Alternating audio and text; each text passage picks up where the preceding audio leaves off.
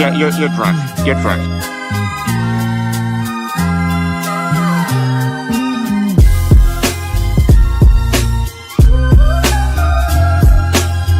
Like we always do about this time.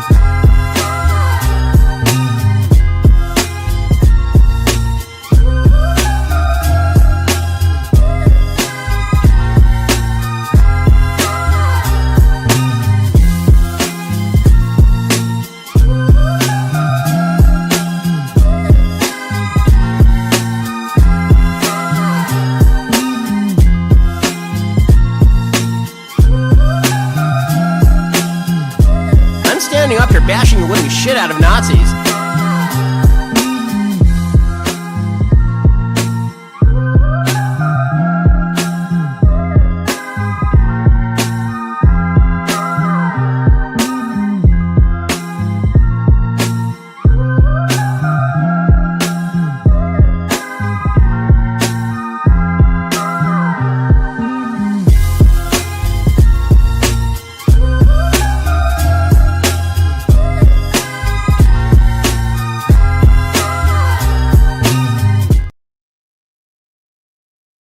All right, let's get right into it. How's everybody doing? Welcome, everybody. I appreciate you joining me. This is Blunt Politics. I am Boston Brian. It is Sunday, July 6th, 2025. And thank you again for coming back. Thank you again for being here for the first time. If you are, please hit the like button, share the stream, share it out to everybody that you will. Lots to talk about. Kind of a shitty week in review, right? Shitty week in review, shitty week altogether, but some things that we got to review, a few new things in the news story. Elon Musk calling for a new political party, the America Party. Really, digging deep into the wealth of knowledge he has to come up with that name. We also have more bad news, obviously, if anybody hasn't heard or been following what's going on down in Texas with the Texas floods. Many missing, many have already been pronounced dead. So we'll be checking in with that, see if we can get into the latest. Let's see if I can at least show you a little bit of what I'm talking about as I'm talking about it here. Let me get back here. Let me get back to this and this. Yeah, so this is just the latest that I typed in here. Texas floods, death tolls rise to 67, with 11 girls still missing from that summer camp that everybody's been talking about. At least 67 people have died in connection with flash floods that struck central Texas early Friday, according to officials in several counties. I'm sure everybody's been hearing about it, if not in passing, in depth. We'll be checking in with that. Donald Trump and the First Lady attended this and gave a speech at a military family picnic at the White House. Not sure if there's anything worth getting into there, but I just wanted to check on those two stooges and see how embarrassing they can be in front of not only military families, but also the rest of the world. We'll also be checking in on a few of the clips that I've seen may have been Donald Trump's worst altogether, all around appearance, performance ever that I've seen. There were more flabs and flubs and like slurred speeches and getting names wrong and facts wrong and dates wrong and jobs wrong than I've ever seen in any other speech. And that's literally just from the 2 or 3 short little snippets that I've seen on either Blue Sky or on other social media platforms. So I did kind of wanted to get into that. Thank you to everybody that I met and saw yesterday out at the rallies there, at the protests. Mel and I joined one. I think it was Aliso Viejo, if I'm getting that one right. I'm sure Mel will come in and tell me what the name is if I'm getting that one wrong. But well over 100 people, as far as I could tell, were out there holding signs. Lots of beeps going by from the people passing by in their cars. So it was a great sight to see. Maybe show some photos of that before we get out of here. But yeah, I know everybody's still kind of having a tough time with this, week of celebrating or trying to celebrate the 4th of July, as well as those that were trying to celebrate the 250th anniversary of the country. but that putting that in, hand in hand, side by side with the bill that was passed by Congress, and just kind of the anger, the frustrations, the kind of the rebellious nature of people in this time. It was kind of strange to try to try to make those two things coexist at the same time. Before I get too deep into it, let me bring in the chat. Let me say hi to everybody. First off, thank you to the mods. I appreciate you. Whoa, whoa, whoa, whoa, whoa. I'm already missing people. Donating. Hold on. Let me scroll up. Jeez, I didn't think you'd be that quick. Thank you so much, Laurie. Appreciate that. Can't stay today, but wanted to say I appreciate you. Well, thank you so much, Laurie. I appreciate you as well. Thank you for popping in. I hope you have a wonderful day. Get everything accomplished that you need to get accomplished. And again, the show will be right here whenever you get back to your phone or computer. You can pop in and watch the rest of the show. But thank you for popping in. I appreciate it. Hey, Victor, how are you? What's going on, mods? As I said, thank you. I appreciate you taking your time and energy out of the day to make sure that this chat remains a safe space for everybody to share their opinions. So without you guys, this definitely wouldn't happen. So thank you very much. Lokera, how are you? Susie, how are you? Jackie, how are you? Vicky, Dawn, what's going on, guys? Hi, Maddie, how are you? Hey, Steve, you don't like my music? What's going on? A smooth audio stream matters more than video. Well, you came to the right place. You came to the right place. We did get our new internet package as far as like the router or the modem, whatever the hell you want to call it. But, as with everything that I order, there needed to be one further step and one piece of equipment in order to get that hooked up. And unfortunately, this house doesn't seem to have said piece of equipment. So tomorrow we will have somebody coming by trying to help us get that hooked up and installed. So hopefully by the next podcast, the next live stream, we'll be up and running as far as the new internet is concerned. But thank you for those sticking around and hitting that like button. I appreciate it. What do you say? Texas Paul says howdy. Right back at him. What's that? Magua Crown. Thank you. What's Melinda in the desert, aka Melinda in Seattle, became a new YouTube member. Thank you so much, Melinda. I appreciate that. What's up, Dame Dog? What's going on? Moms, how are you? Lanzetta, how are you? Dakota, Dave, how are you? Brian, you're drunk. Yeah, I like that drop. That's a good drop. But yeah, let's why don't we check in a little bit of the pictures from yesterday? Some of the fine people out protesting out and about. Definitely more people than I thought. Here's just kind of a little, let me see if I can share this instead. Here's just a little video that I posted on Blue Sky.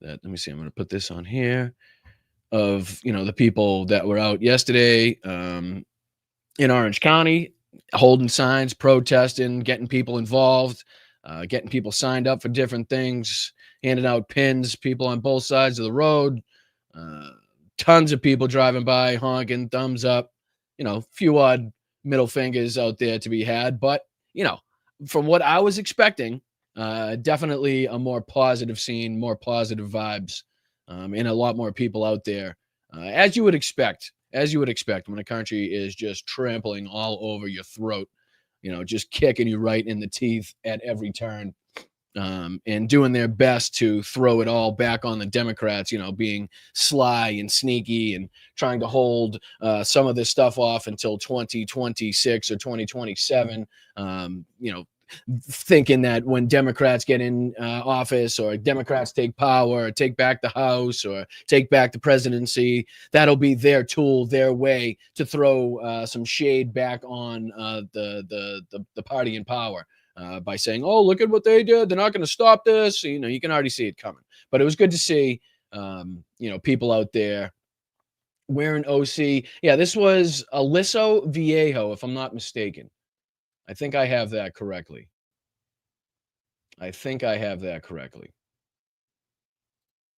Let me see. We don't have to play the Rage Against the Machine song, so I get a copyright. But you guys get the idea of the whole, F you, I won't do what you tell me. F you, I won't do what you tell me.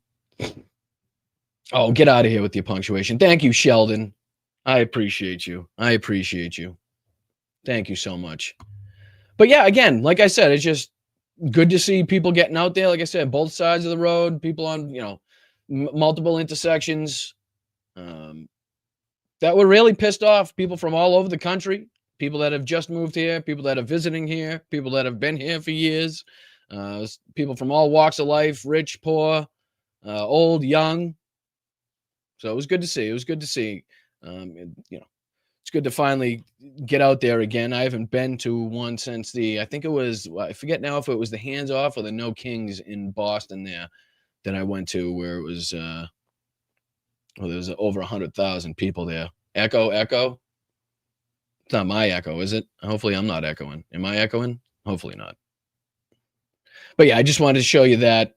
Make sure that you guys know that there's people out there with you, fighting with you and for you, all over the place, all over the country, in places that you wouldn't expect it, and places that you would expect it. So make sure, again, you're finding that. I was also surprised to see that things like this take place every weekend around here.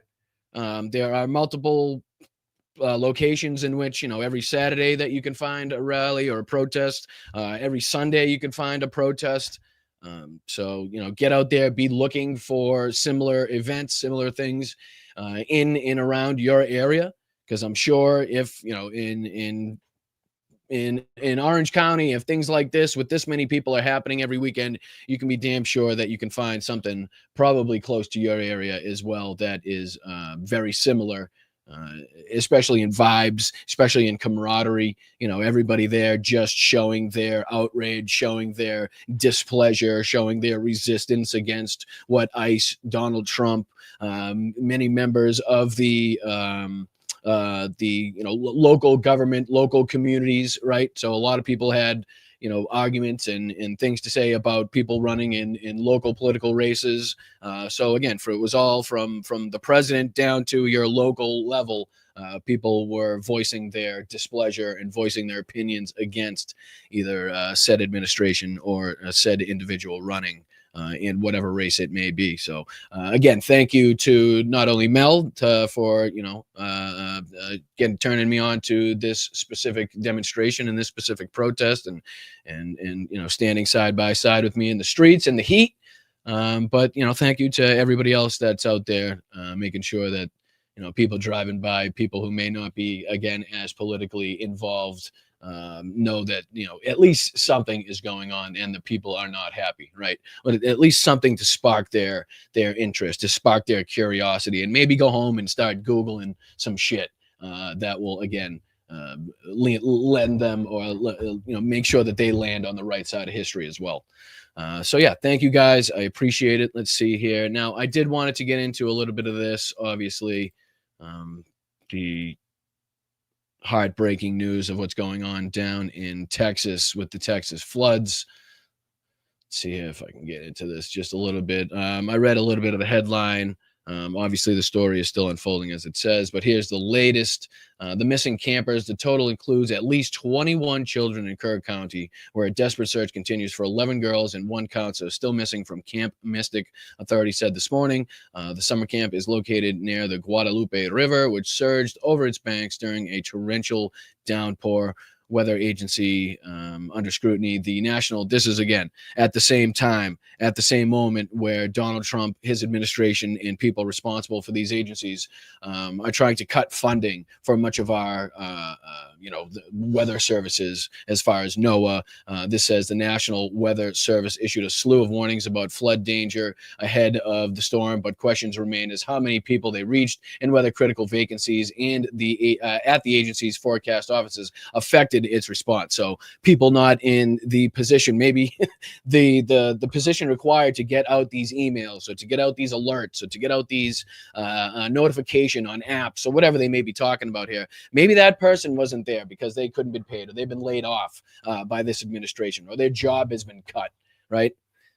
So that directly goes to harm people further. When people don't get the alerts, when people don't get the warnings, in a desperate time of need, where there's only a fraction of time, a fraction of a second that you have in order to either make it out or get swept up by flash flooding.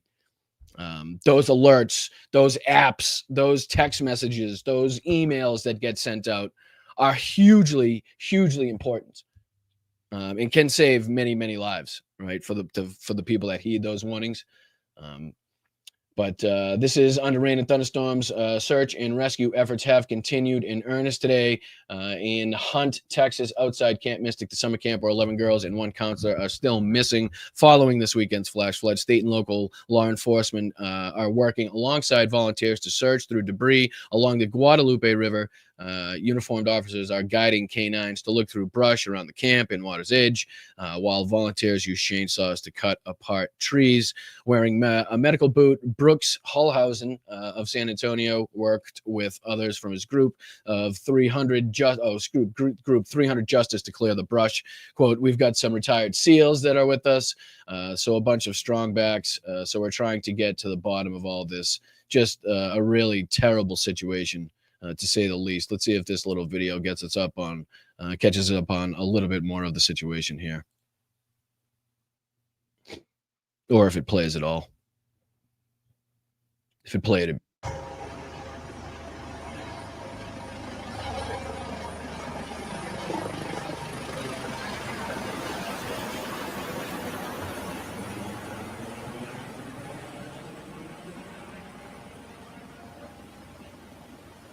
but don't hold on, guys. Don't worry. In case you're curious, and just in case you're wondering, if you're like, oh my God, maybe this means that Donald Trump didn't get to squeeze in his 18 holes of golf.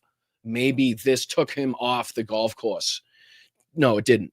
It didn't. Don't worry. He still managed to get a round of golf in as all of this was taking place. As everything that's going on around the world is taking place, he still managed to squeeze in one, if not two rounds of golf since all of this has managed to take place, and a couple incoherent, incompetent, mindless speeches as well that we'll take a look at in a little bit. But just in case you were wondering, in case you were like, oh my God, you were so worried about the fact that he wasn't going to be able to play golf, he did.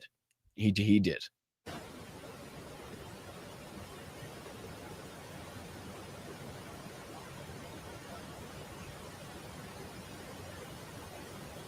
I'm not 100% certain what this is showing us. Looks like just kind of a live shot. Oh, here we go, of the rescue going on. I see what it's doing.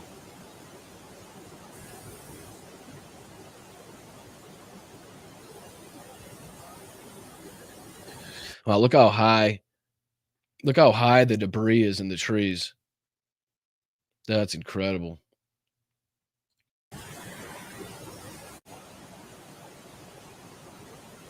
Look at that. That is craziness.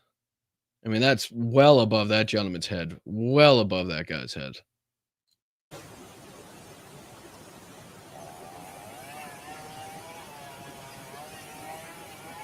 So as you can see, just the type of environment, or a little snippet of the type of environment that they're trying to kind of search through as far as finding the possible survivors to this flash flood. We wish, of course, not only the searchers and rescuers the best of luck, but also our hearts and prayers, and our sincerest condolences go out to the families affected by this tragic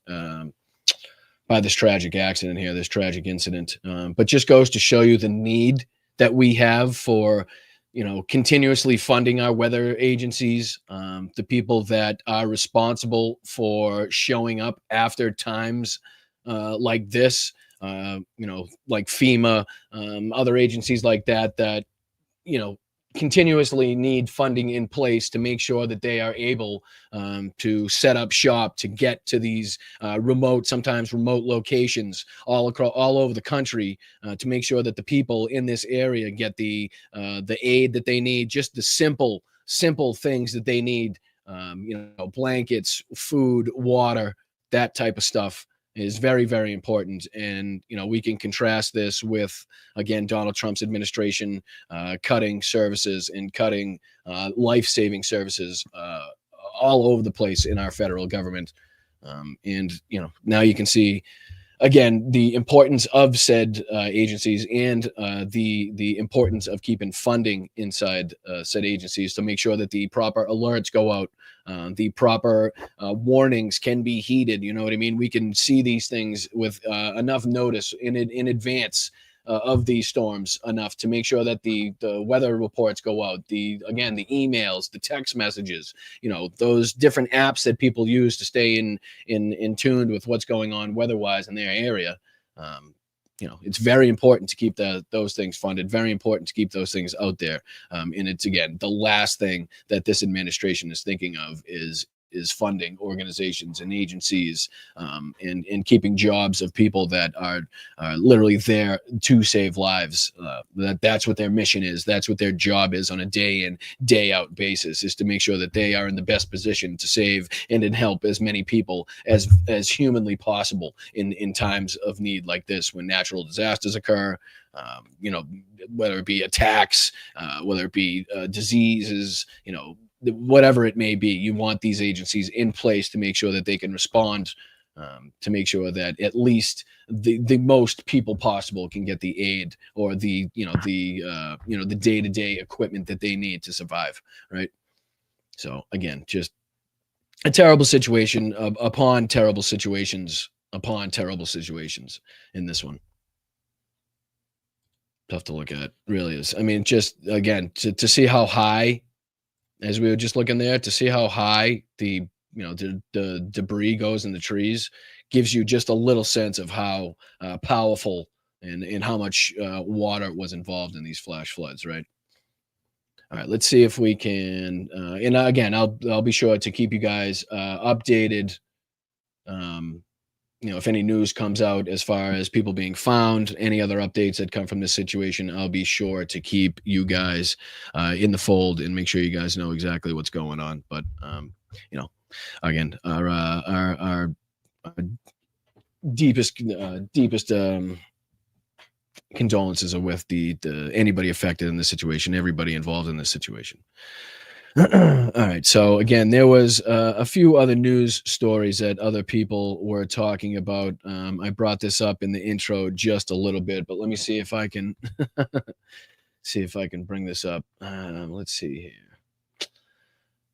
I thought I emailed. Yeah, there was also a Joe Rogan clip that people have been talking about. I'm going to see if we can get into a little bit of that. I haven't watched any of it or seen any of it. I'm not sure exactly what people have been talking about as far as this clip, but I did want to see if we have time, if I could get into it with you.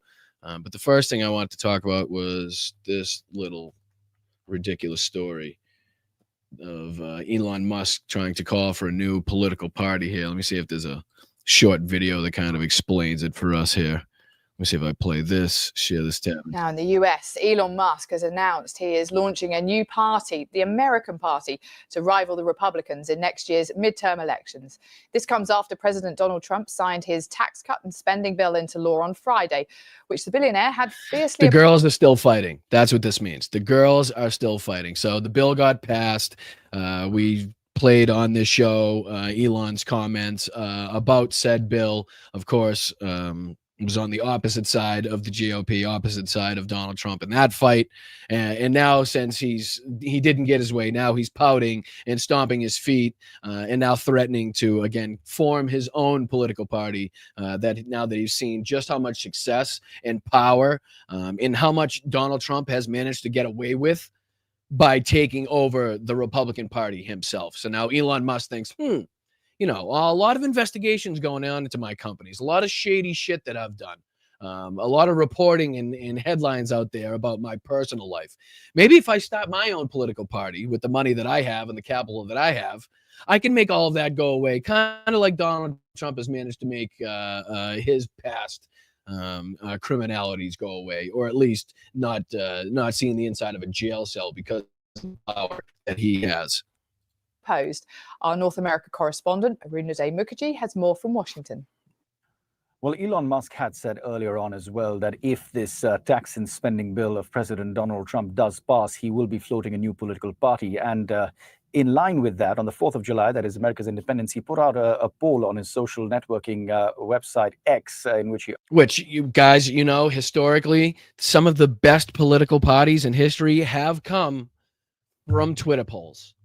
That is a fact. That's something that you can't deny. Some of the most, influential and consequential political parties in history have come as a result of polls taken on Twitter. He asked people, or rather his followers, whether they wanted independence from America's two-party system. Now, about 1 million plus people responded to that, and out of that, 65% voted a yes. Now, that is what prompted him to make this announcement. Now, it's very hard to assess whether, this is kind of a large sentiment, whether there's enough appetite for actually a new political... Or just part of some drug-fueled, fucking crack binge that he's been for the last 7, 8 days, 2 weeks, 3 months, 5 years. He'll come out of it at one point being like, I said that? Did I really type that? Shit, all right, I guess I got to do it now. Political party to be formed in the country, that would be very hard to assess. Was in the end just a poll that was put out on the social networking site, and to his... And again, this is enough for every major media outlet and people to run with as some sort of like viable ticket, not a ticket, but viable option, or like some viable way to ultimately start a political party in the United States is just a poll on Twitter. Like, people are like, hey, he's serious. He did a poll on Twitter. He must be really thinking about this. Like, what are we talking about here? He's probably on some crack binge, probably high in helium or whatever the hell he does. Just trying to think of ways where he can get back at his former best buddy Donald Trump for passing this bill that harms his companies further. Followers, but given the optics, that's what's most important. This is Elon Musk, who has repeatedly criticized Donald Trump's tax and spending bill. He was the former head of the Department of Government Efficiency, who said that the Republicans who came to power and formed government based on promises. One second. What did you say, Misanthropic? What stream was it? I was on another stream earlier, and I was basically told repeatedly to shut up when I would bring up the slash and burn of National Weather Services and NOAA and golf, and silence of Florida man, and that I am, quote, disgusting, end quote. Not what I was saying, quote, fact, but I personally was disgusting. What stream was that? That's terrible. It seems like a stream you shouldn't be watching, or at least be in the chat for, because obviously I think the slash and burn of the National Weather Services and NOAA, in the fact that he continuously plays golf as people are dying, as people are missing, as we have national emergencies taking place both inside the United States and abroad, and the silence he is trying to perpetrate upon the media, the silence that he is trying to perpetrate upon the public, the quell in resistance trying to perpetrate. I think all of this is very important and should be spoken about as much as possible. So I don't know what side of the aisle that stream was, but I don't think that their chat is being run in the right way, if I could say so, at the very least, right? Because of course all of those things are hugely important, and of course you're not anywhere near disgusting for espousing views against those policies, right? So you're more than welcome to come here and freely espouse those opinions, because they are factual and they are very important to continue to be brought up. And thank you, Grace, for the gifted membership. I appreciate that. I very much appreciate that. But I just wanted to finish out this this little clip here, and then we'll move on to, I have to catch what Donald Trump says in front of military families. I have to see it. My own two eyes. I want to see if he disrespects them in any way, or I should say how he disrespects them, because he's going to. But just want to finish out this clip here. Reducing spending are doing exactly the opposite with this bill. So this is Elon Musk's sort of attempt at perhaps to see what kind of reactions does this give out. So it remains to be seen how this is actually taken up. Doesn't this seem like, hold on, how long ago does this seem like, guys, right? Doesn't this seem like so long ago when Donald Trump turned the White House into a fucking Tesla infomercial, right? And here we are now ladies and gentlemen, and here we are now. The girls are still fighting.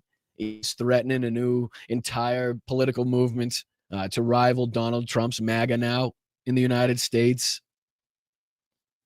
Like, in some ways, you got to love it because we called it. There's no way this this team was going to last.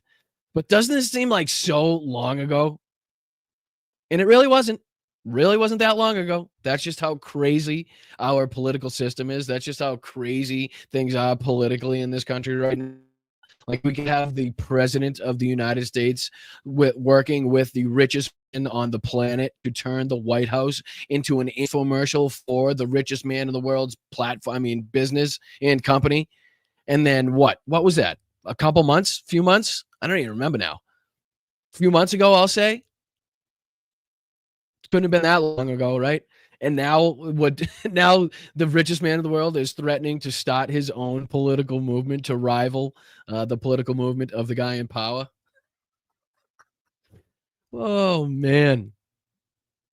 Yeah, I was just literally took the words out of my mouth. Fun times, folks. Fun times. Fun times. This is where we are. Like, no longer do we have adults anywhere in power. Nowhere. No longer do we have like able-bodied, right-minded people in positions of power. We just have people like this. No, but it is remarkable to see the change, that we've seen, or the changes that we continue to see, the drastic changes in such a short time period, in the way politics are handled, talked about. Policies that are implemented, political parties. It's just like throwing shit against the wall. If it sticks, then it's real. It doesn't matter if it's a Twitter poll or, an actual movement. Anything can gain steam. Anything can gain momentum. It just depends on how the media picks it up, and who actually is behind the movement, I guess. I don't know. It's strange to see the how quickly things can change. But yeah, I just wanted to bring that up. We've gone from the White House being an infomercial, the White House being the newest Tesla dealership, to Elon Musk threatening his own political party. Actually taken up. Donald Trump in the past has responded and criticized Elon Musk as well, saying that he's only opposing the bill because this would mean that he would lose incentives for his EVs. Elon Musk himself has said that, look, he's ideologically committed to the fact that he wants to save. ICE is absolutely out of control, and butterflies. Let's just think of what happens when the billions and billions and billions of dollars in new federal funding hits the bank account of ICE, hits the fingertips of Tom Homan, right? We've seen the damage that they've been willing to and are able to enact against everyday citizens, normal working class individuals looking for a day job, people already working a day job in the fields, picking the food, growing the food, the fruits that we so desperately need in order to survive as a country. We can only think of what they are going to be able to perpetrate against good people when, again, the billions and billions and billions of dollars of new federal funding that is in Donald Trump's horrendous, moldy, shitty bill hits the bank accounts of ICE, and they start ramping up their exercises even further. So butterflies are free. Unfortunately, you are absolutely correct. And unfortunately, it looks like things are going to get far worse before they get better in that regard. But yeah, we did this one. Let me see. I'm going to get rid of that. I just wanted to kind of, do I even care, really? I'm trying to make myself care, but I do because he's with military families. I do want to just check in on at least the first few minutes of what this asshole had to say to make sure we at least call out anything again in the first few minutes that needs to be called out. Because, again, this is Donald Trump attending a military family picnic at the White House after we've talked about on this show him putting countless numbers of our military service personnel directly in harm's way.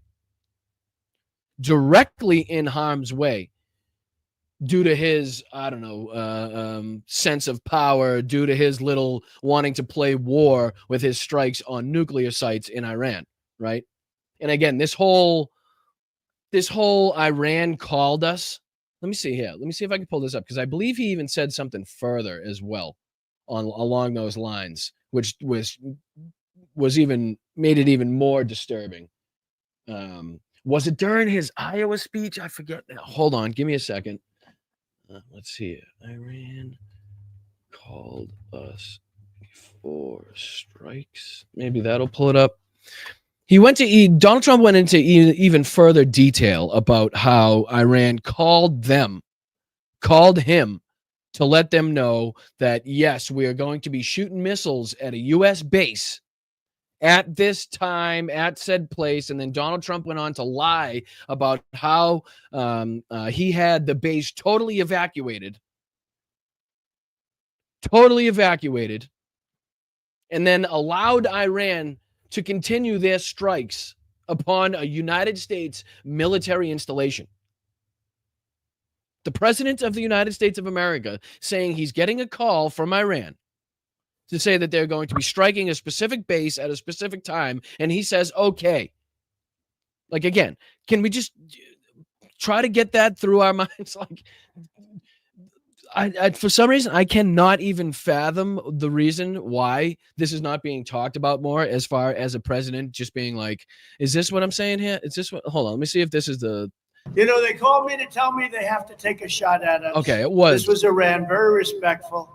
That means they respect. All right, hold on. So it was at his Iowa. I knew it was at one of his recent events here. But I just want to play this little clip, and it's possible we won't get into playing his whole Iowa speech because it just drones on and on and on. Maybe we'll just look at some of the clips. I'm not huge on playing clips most of the time because, again, it does kind of make it seem like the rest of it isn't crazy. But I think I can drill into you guys just how crazy the rest of the speech was while showing the craziest parts of it. So I just want to show you this piece of his speech right here. And just remember, those of you that have been watching the show, those of you who tuned in when we first talked about this, in comparing how in 2020 Donald Trump said similar things about a strike on a base in Iraq from Iran.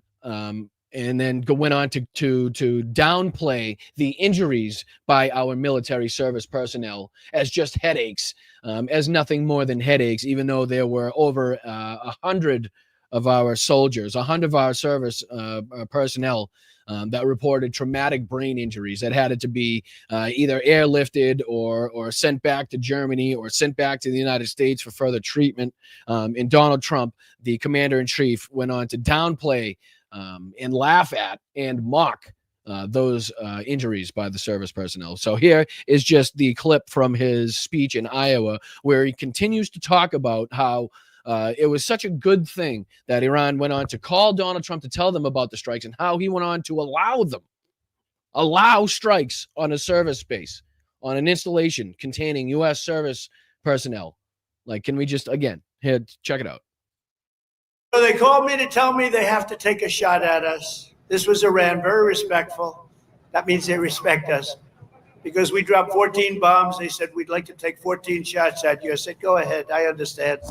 I said, go ahead, I understand. Would like to take 14 shots at you, all 14 of which could result in the death or multiple deaths of United States service personnel. And Donald Trump says, yes. I don't, you know what? I agree with you. I actually kind of see your point on this. Yes, go ahead and strike these bases. I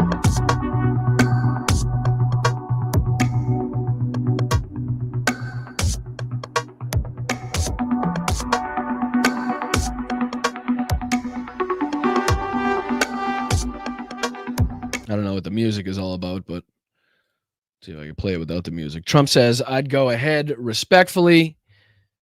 Do they play his actual words here? Emptied out the fort. Yep. It was a beautiful military base in Qatar who treated us really fantastically well. All right. So taking those words into account, let's just see here.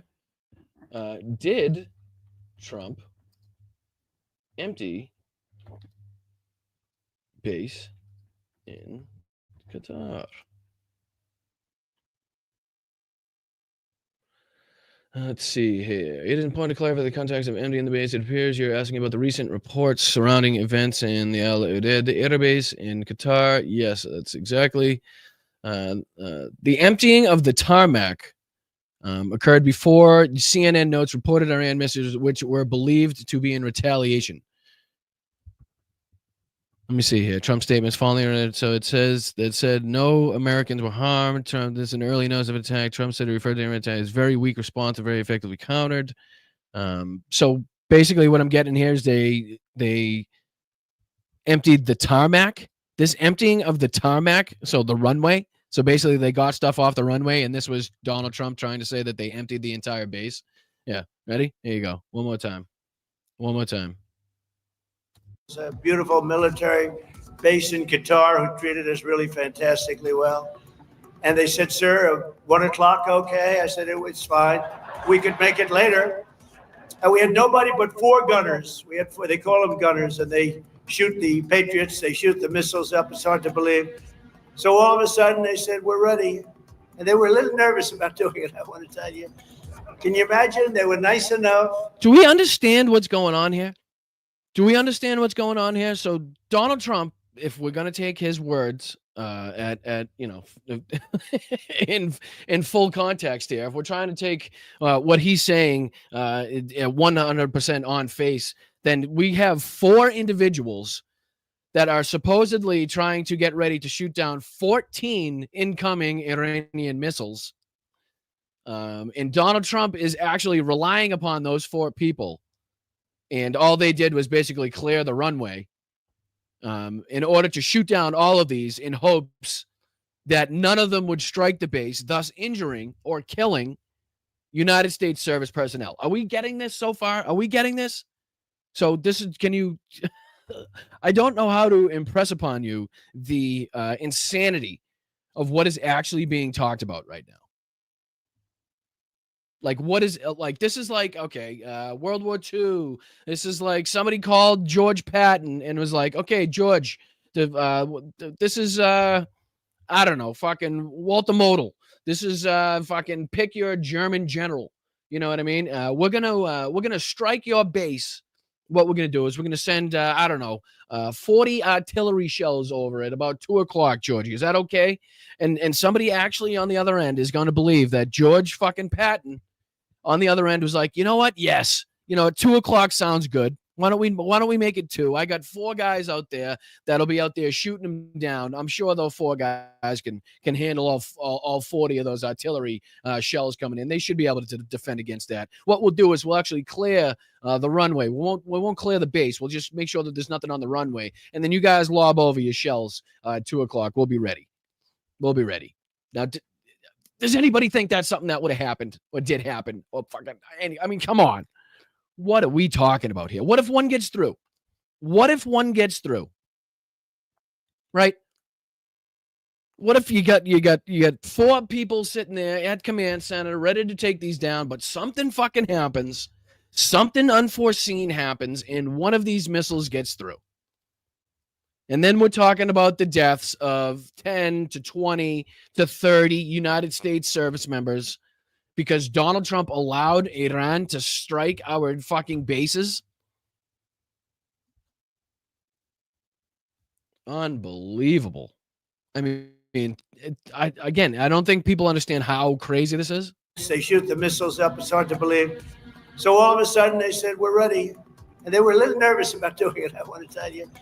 Can you imagine? They were nice enough. This is Iran to call me and tell me that they would like to shoot me at 14 times. So they want to shoot us. And I said, go ahead. And they shot 14 high-grade, very fast missiles. Every single one of them was shot down routinely by these 4 unbelievable guns. Just wanted you guys to hear that. I mean, it's literally like, right. I mean, unbelievable, locator, is one word for it. You know, shocking, stupid, incompetent, ignorant. Yeah, high grade bullshit, right? Absolutely.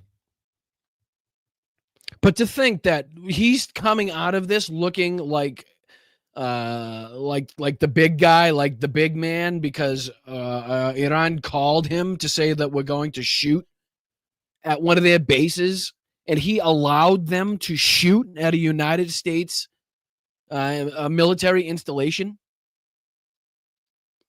And now this would be the second time that he's done that. This isn't even the first time that he's done that. The second time, I mean, the first time in 2020 that we brought up on one of our recent shows, where he went on to demean and diminish the traumatic brain injuries of the 100 plus military service personnel that were injured during the strike. Like he said the same thing then too. He said that they called and he said, yeah, and fucking, they weren't going to hit the base, but they were going to hit around the base. And okay, what if they didn't hit around the base?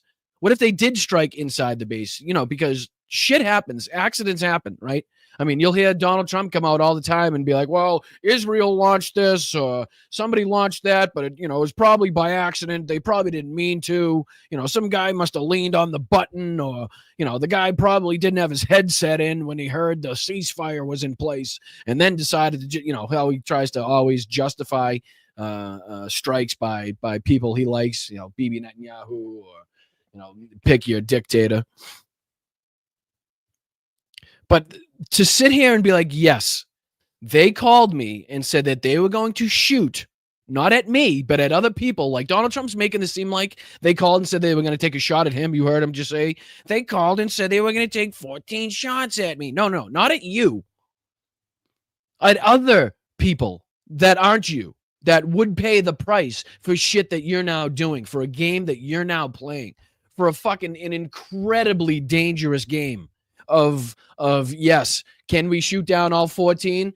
You say we can, but maybe something happens. Maybe the fucking button don't work. Maybe the Wi-Fi goes out. I don't know.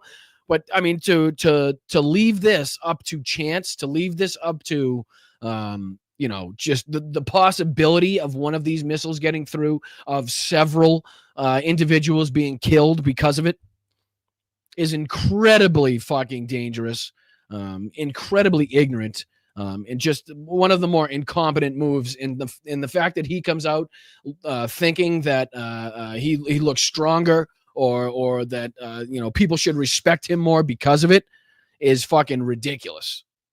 Is ridiculous. It's literally the opposite of what people take from this. All you got to do is call Donald Trump, tell him you're shooting at a military base somewhere in the world, give him the time, give him the date, and he'll allow it. He'll okay it. You don't even have to, you could do it with the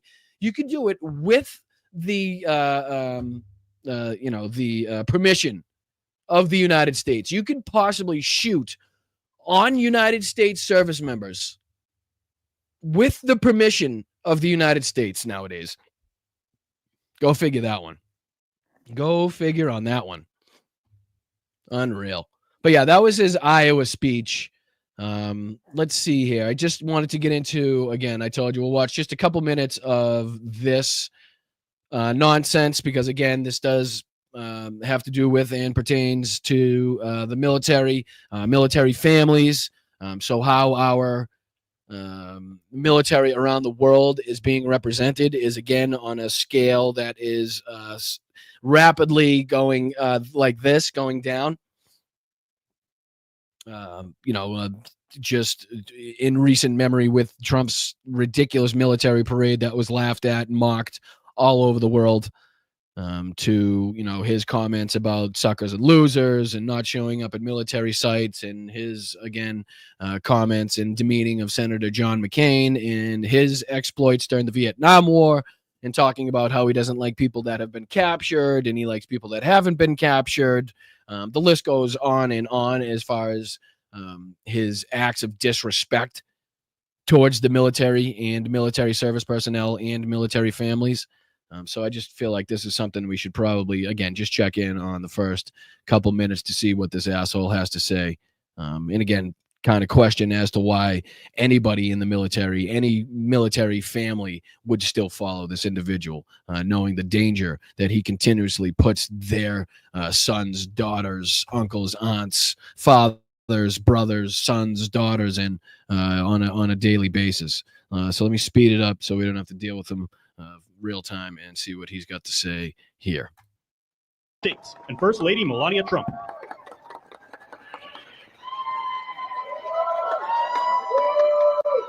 Well, thank you very much. And that is some sight, especially after what happened just a week ago when you look at that big, beautiful plane, and the other ones were something. It was an incredible mission. And I think. Fuck are you talking about? Is he talking about internet? What's he talking about? The house. He's lost me. He's already lost me. I can say very proudly, and I don't have to quote the polls, that our country is more proud right now than it's been in many, many years. Yeah, why don't you? No. Actually, do me a favor. Quote the polls. Why don't you give us the poll numbers on that shitty, decrepit, stanky bill of yours? Why don't you give us the poll numbers on that, Don? Why don't you let everybody know in that audience right now what the American public thinks of that horrendous fucking bill that passed? Go ahead. Let the military families know what they think. You're not gonna? No, didn't think so. We have pride. We have dignity. We have. Oh, and thank you guys. Hold on. Thank you to the 12 people that have already donated or gifted or sent in a super chat, a super thanks. You guys are fantastic. I appreciate you. Anybody that's liked, shared, commented, you guys are amazing and do so much to keep this chat, this live stream running. So I appreciate it. Make sure you share it out. There's also a button just underneath me. You can become a channel member for $2.99 for less than a gallon of gas here in California. You become a channel member for a whole month. And it really goes a long way to support this channel and help us grow. There's also patreon.com/BostonBrian and a Venmo up in the corner, as well as a PayPal that you can take a picture of. Bust a buck, try your luck at supporting this channel. I appreciate it. Thank you guys. And again, like I said, fireworks sorry, I'm reading the chat. I always do that. I always hop into the middle of conversations and they never make sense to me, and I try to make sense of it, but that's my fault. All right, let's get back into it. I just want to hear how he's going to start this out, and then we'll get into a few other things that we had to cover. Something that's happened miraculously so fast. You know that our military now is the most sought after job there's ever been, serving. What? I'm sorry. What? What? What poll? What paper? What article? What are we talking about as far as that is concerned? The most sought after job in the world right now is the United States military. Not some high paying, relaxing, easygoing job. Pick your job out there that, fills those requirements. That's, not, but, okay. All right. In our military. 1 year ago, people didn't want to join our military. They didn't want to join our police or firefighters. They didn't want to join anything having to do with our country. And now, as you probably know, the Thank you, Rachel. Is an all-time record. We're packed. We're full. And I just think that's so important because that was so sad 1 year ago when I heard those statistics. We had a different president, but nobody wanted to join. And now we're at a record. And I will say that I just left NATO, where we had a tremendous experience. They've agreed to put up over $1 trillion a year. They went from less than 2% to 5%, and nobody thought that was possible. Right. And again, can you explain to them why? Because you've allowed the purveyance of Vladimir Putin and his Russian military horde to hang around long enough and obviously show just below the level of support that we should be showing. No, far below the level of support that we should be showing, which again scares Europe into believing that they need to put up more military spending, more defense spending to ramp up their own border, their own defense against what could possibly a fight they see in the very near future. Again, if the United States does not step up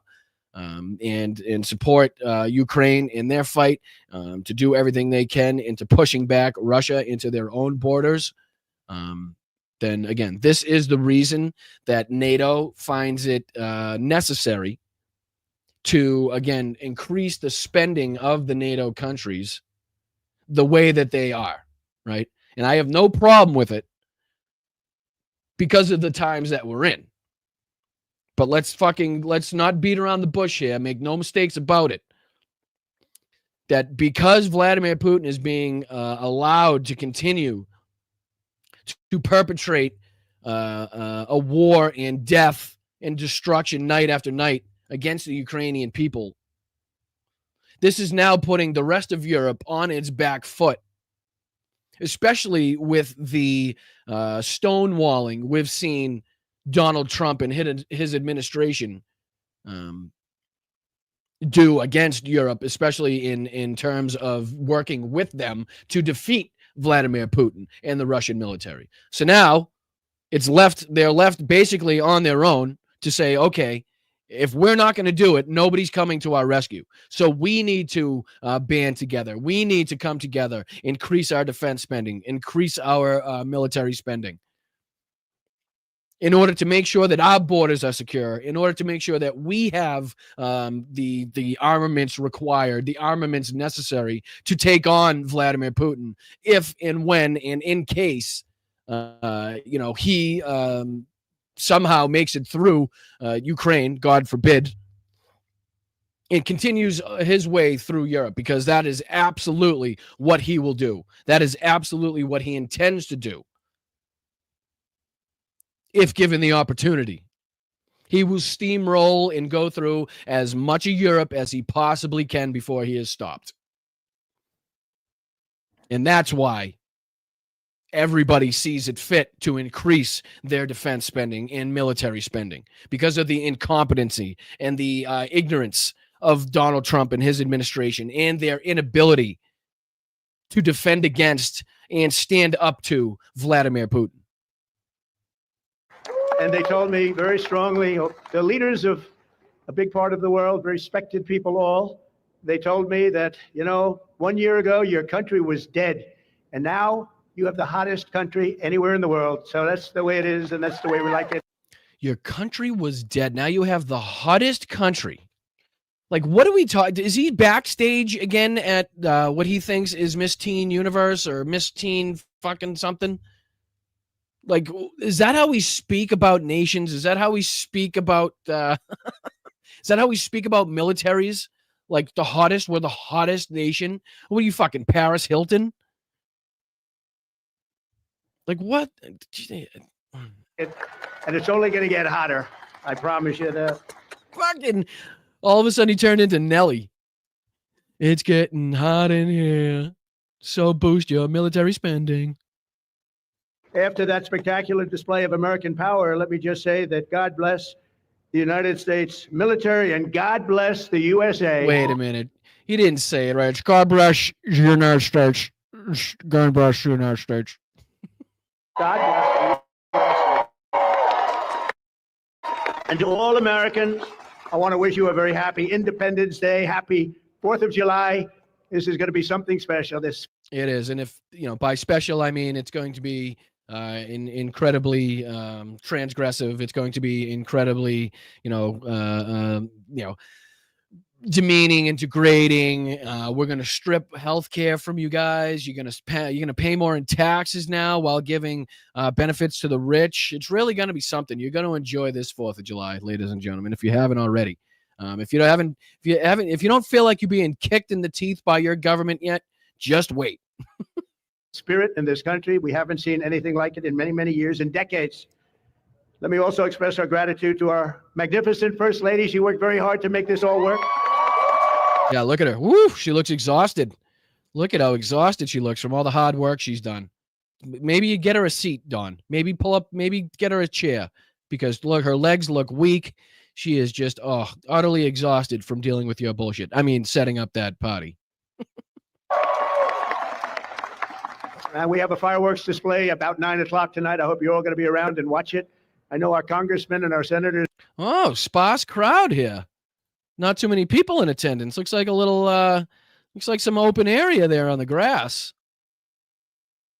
Looks like they didn't pack in as many military families as they possibly could have to this event. Just saying. I'm just saying. Who are standing right here, so many of them. Either that or the ones that they invited didn't show up. Some of them, right? Such a great job. They're going to be here. I guarantee you, they're not leaving. They're not leaving. Thanks as well to the National Park Service, the USO, and countless friends and distinguished guests. We have so many people. Yes, thank you for now that we're going to sell off bits of federalized, protected land that Donald Trump intends to do now. So yes, he wants to thank the National Park Services, I guess, for allowing Congress to allow the federal lands to be sold off, probably to, I don't know, fucking developers, so we can put condominiums. That's what we need. More condos on some of these beautiful sites and beautiful grounds that we have protected all over this great country. But yeah, look into it, because they're planning on selling or developing or doing something with a lot of lands in and around this country. Thank you so much. Barron posted an hour ago, Trump letters went from 12 to 100%. Trump letters went from 12 to 100% per basket retariffs, depending on reply. Go back to April levels, or may be August 9th. What the fuck?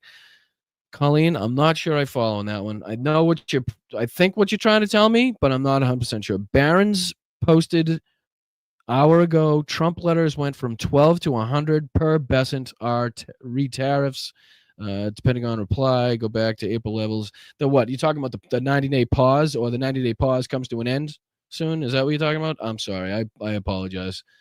Most of the time I can get up on it, but I'm not sure on that one. But I do appreciate your contribution, Colleen, and always being here and contributing to the channel. So thank you so much. Maybe I'll catch your next comment, and you can make it a little bit more clear what you're talking about there. I apologize. Oh, that's not it. That's the one here. People in the audience that have so much to do with the success of our country. We've, I think, had probably the most successful almost 6 months as a president and the presidency. I think they're saying it was the best 6 months. And I know for a fact they're saying the last 2 weeks, there has never been anything like it as far as winning. So as you know. Let's see here. Does look like a lot of empty seats there. See all these seats here that have been, those are still folded up against there. I don't know if that means the people have been sitting there or not sitting there, but definitely quite a few empty seats here. Definitely quite a few empty seats. Hold on, let me see if I can catch Colleen's, if she commented. I feel bad that I didn't quite catch what was going on that one. Excuse me, my apologies. I don't see another one. Maybe when we at the end when I go back and thank and reread all of the super chats, it'll become more clear to me, Colleen. I apologize. That's my fault. I'm not always the quickest. All right, just a minute or two more of this, and then we'll get on to something else. 2 weeks ago, our incredible Air Force pilots conducted one of the most successful military strikes in all of history, Operation Midnight Hammer, and that's exactly what it was. In all of history. Get the fuck out of here. All of history. Jesus. It was a hammer. This evening, we're honored to be joined by 150 airmen and their families from Whiteman Air Force Base in Missouri, home of the B-2 bomber. Hold on. Is this what you mean, Colleen? Is this what you're talking about here? Let's see. Is this what you mean? White House suggests some countries could see tariff deadline shifted. If not, I apologize. I'm still trying to work out what I'm missing on the back end.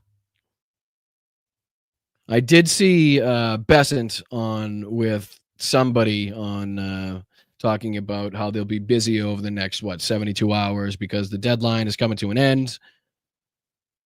But apparently the deadline could just be shifted for a few of the countries. Do you want to get into that? Do you want to get into this right here and see what this says? Maybe this will give us a better idea of what's going on here. Let me see if I can start this over. Chair of the White House Council on Economic Advisors, CP, thanks for coming in this morning. You just heard Mr. Summers right there. He starts out saying the bill is dangerous, huge risks. Thanks for having me. Look, I think that there's been a lot of doom mongering, a lot of scaremongering, and this isn't the first time, by the way.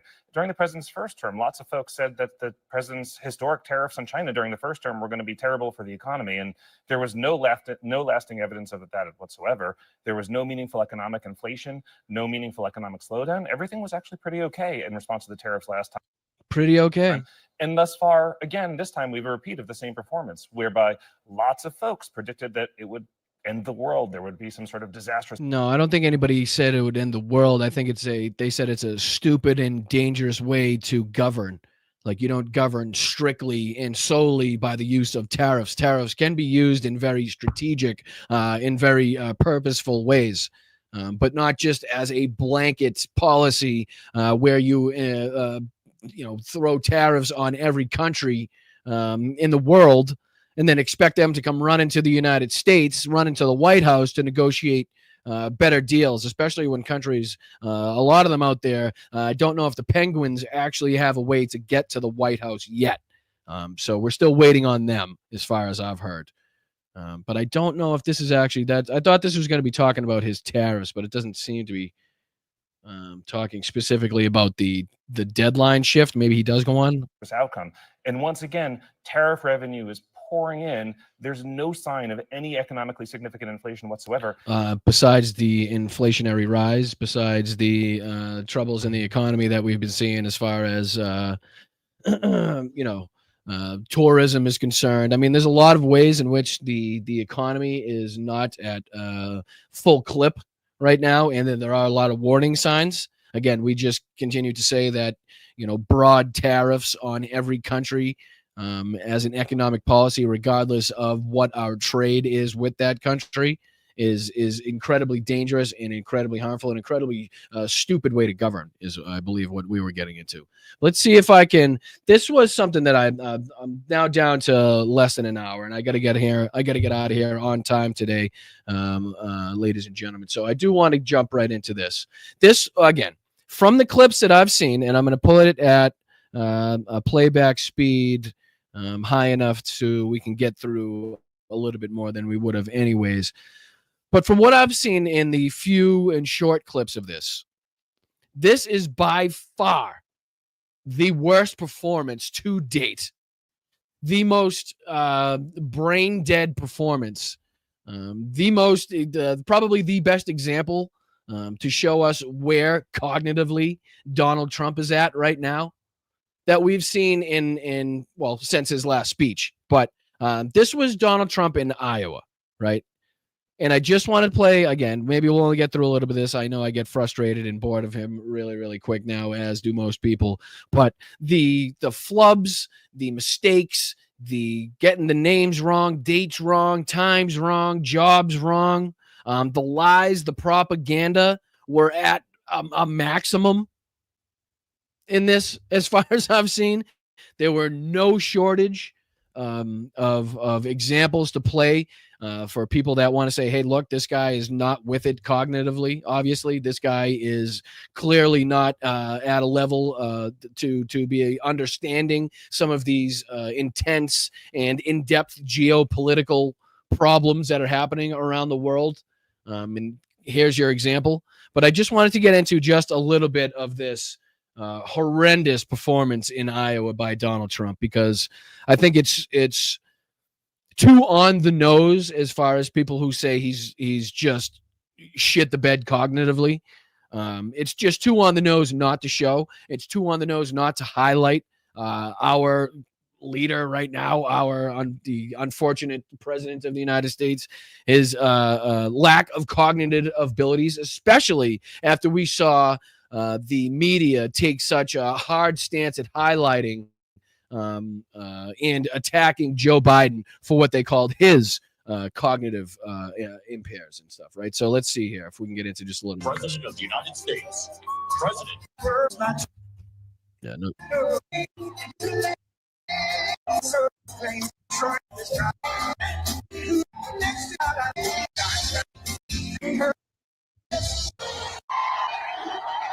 Just want to say a very special hello to Iowa. We have had a We won so much here, we didn't know what to do. There was so much winning here. But we love Iowa. We won all 3 times. So that's pretty good. And won by a lot, but I'm thrilled to be back in a state that I love, and I really do love it too, with thousands of proud, hardworking patriots at the world famous Iowa State Fairgrounds. Thank you. Thank you. 18 months ago, the people of Iowa braved sub-zero temperatures. You remember that night? Oh, that was cold. It was cold, but we were warm inside because we won by a landslide to turn out the first in the nation caucuses. And you. Does he have his glass up again? Is he not behind glass, or is he behind? No, I can see a little reflection here. So he must still be behind his plexiglass. The man that thinks and loves to say he's the most popular man, that everybody loves him. You know, the polls are always on his side. People love him. Nobody hates him. Seemingly still has to do his speeches from behind fucking several inches of plexiglass for fear of somebody taking another pot shot at him. Jimmy Carter right now is a better speaker. Jesus. Rachel coming in hot. Thank you, Rach. Appreciate that. $2. I appreciate that. You delivered 98 out of 99 counties. What the hell county didn't? What's the name of that county? Let's get them out of here. 98 out of 99. That's not bad, Susie, I guess, right? We'll take that. But for president. Yeah, you know what? I'm gonna spare you guys, right? The whole of the thing. I can't for some reason. I am just at a level in my Donald Trump coverage after almost a decade of it where I just cannot last through an entire speech of his anymore. So what I'm gonna do is I'm gonna go to one of the sites that that kind of highlights the clips from some of these moments, and we can take a look at that. Let's see here. Let's see here. Who should I see? Asen. Probably go to Asen, right? Is he even on this anymore? He might have got off. I don't even see him on Twitter anymore. Oh no, I see him here.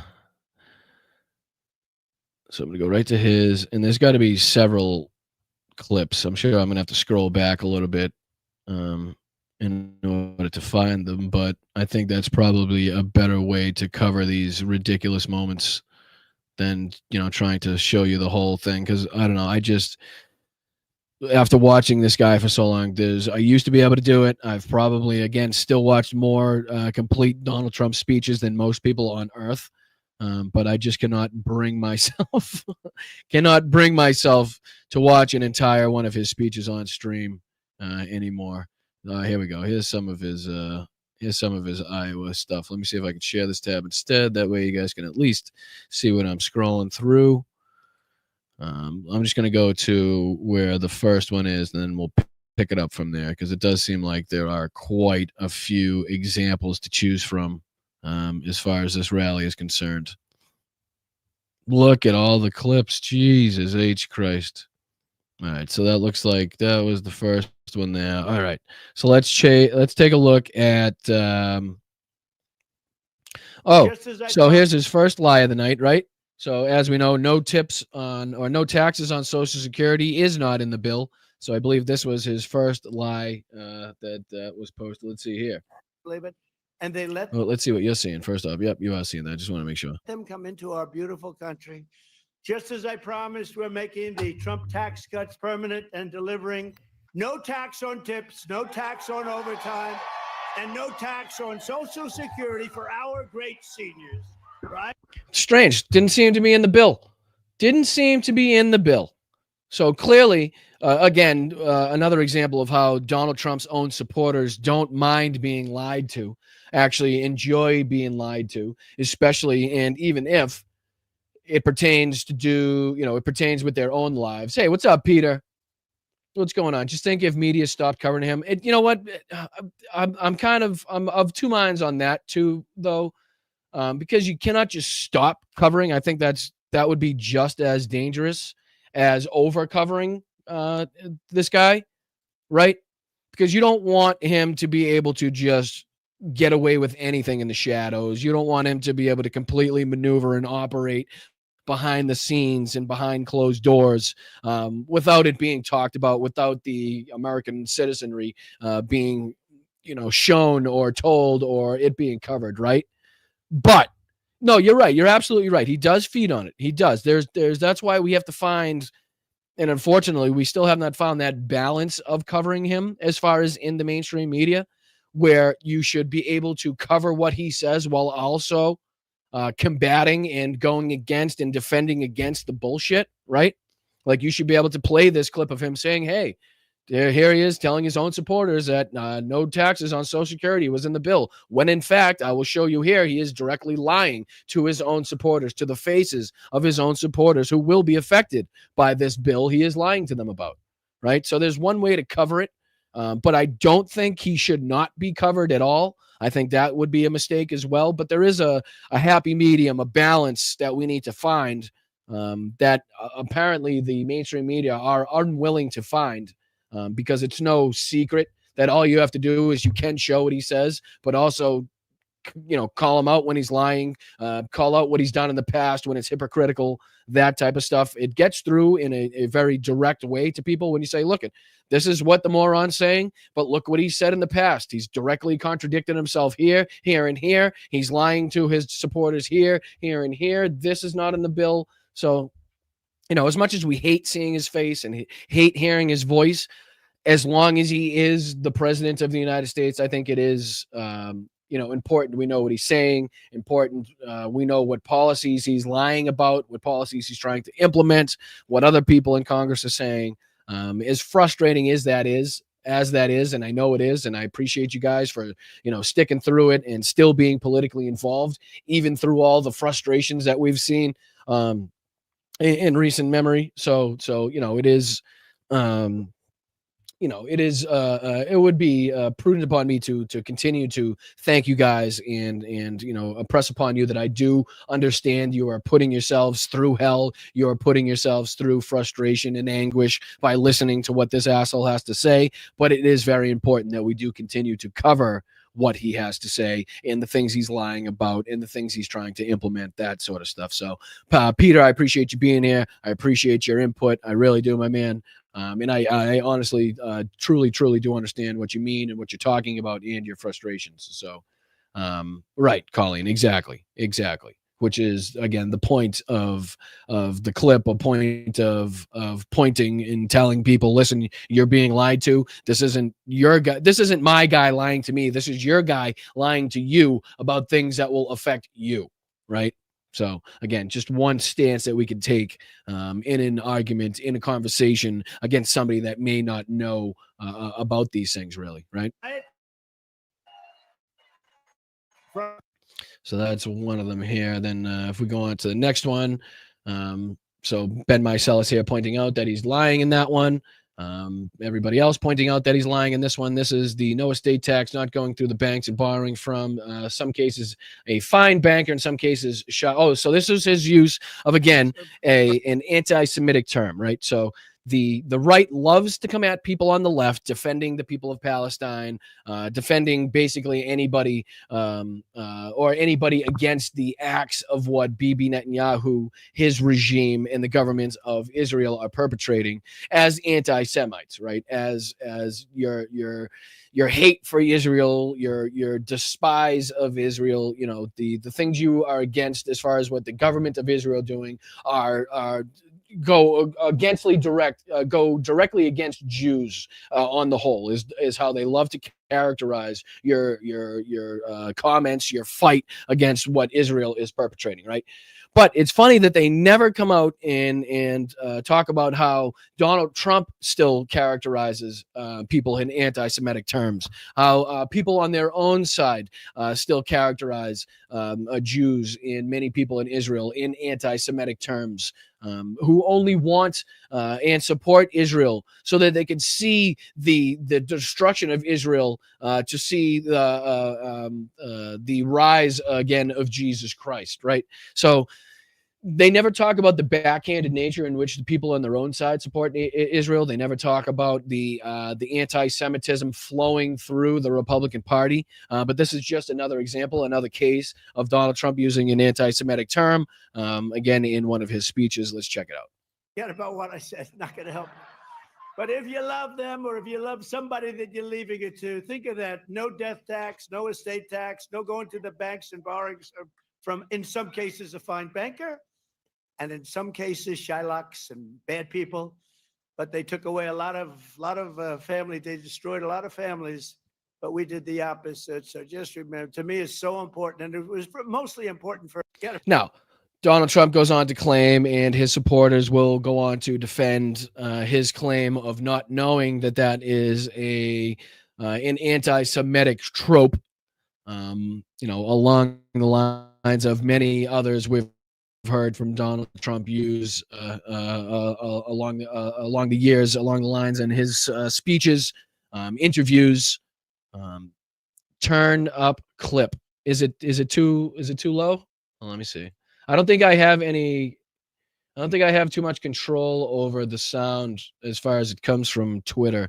I have the volume all the way up as far as I can go on all things. So unfortunately, that's about as loud as it's going to get. But again, who wants to hear Donald Trump any louder in your ear? The point is calling out the hypocrisies, the lies, and the, again, anti-Semitic tropes that he's using. Let's see here. Donald Trump goes on to claim that the rescues over 2 billion family farms from Iowa. Okay. I know there's a lot of family farms in Iowa. Did not know that there was 2 billion, or in Donald Trump's mind, over 2 billion. So well, you pass away, you leave everything to your children, and they have to pay a big estate tax or a death tax. Speed up clips. I got you. That I could do. That I can accommodate, my friend. That I can accommodate. Let's try one more time. And very importantly for Iowa, this bill rescues over 2 billion family farms from the so-called estate tax or the death tax. In other words, before Trump, you were losing farms to the banks. Before Trump, you were losing the farms like nobody's ever seen before. You love your children. You don't feel so well. You pass away. You leave everything to your children, and they have to pay a big estate tax or a death tax, as we call it. And they couldn't do it. They go out and borrow money, and all of a sudden the bank is foreclosing on the farm. Not going to happen. You have no more estate tax. You have no more death tax to pay. And very importantly for Iowa, this bill rescues over 2 billion family farms from 2 billion family farms, ladies and gentlemen. That's a lot of family farms. Got to give it to them. Anybody that can save over 2 billion with a B family farms definitely deserves some credit. We've yet to see anybody in human history do that, of course. But the first person that does do that definitely will require some praise. I promise you that. Just a fucking idiot. Obviously, no command of the facts, no command of the numbers and how many people he's actually going on to affect or save. Even if he is thinking he's going to say that, still doesn't know the number. Still doesn't know the goddamn number. Let's see here. This is another one from Trump. Let's see what he says in this one. Where they do it, I said, good. We emptied out the fort. There was a beautiful military base in Qatar who treated us really fantastically well. And they said, sir, 1 o'clock, okay. I said, it's fine. We could make it later. Yeah, hilarious. I'm sure the crowd finds it hilarious. I'm sure. Did he say this story? Did he happen to repeat this story for the military families at the picnic there at the White House? Did he go on to tell the military families about how Iran called them to say that they were going to be firing upon their sons and daughters, and that Donald Trump okayed that? Strange. I'd be curious to see if he said that to the military families at the picnic at the White House, or if he left that part out of the speech. We had nobody but 4 gunners. We had 4. They call them gunners, and they shoot the Patriots. I'm going to say, I don't know. They shoot the missiles up. It's hard to believe. It's hard to believe that we had 4, right? And it's hard to believe that they just call them gunners. It's hard to believe anything that comes out of this guy's mouth. But again, if we're led to believe that he's okaying strikes on military bases around the world, I'd say that's a big fucking problem as commander in chief. Just going to throw that one out there. What's this one? We were laughed at all over the world a year ago. Now we saw that one already. This is somebody calling out his term, his anti-Semitic term. That's his lies there. Let's see here. He says something on immigration. Let's see what he says on immigration. Let's play the playback speed up so you guys don't have to hear him too long, and then we'll get this. Come in, and we want to have them help our farmers. While the illegal aliens lost 340,000, and we don't want bad for them, but look, we have a country to run, and we want to have them come in and we want to have them help our farmers. You know, you probably saw I got myself into a little trouble because I said, I don't want to take people away from the farmers. No, you sure? Let's see here. Hold on. Ice.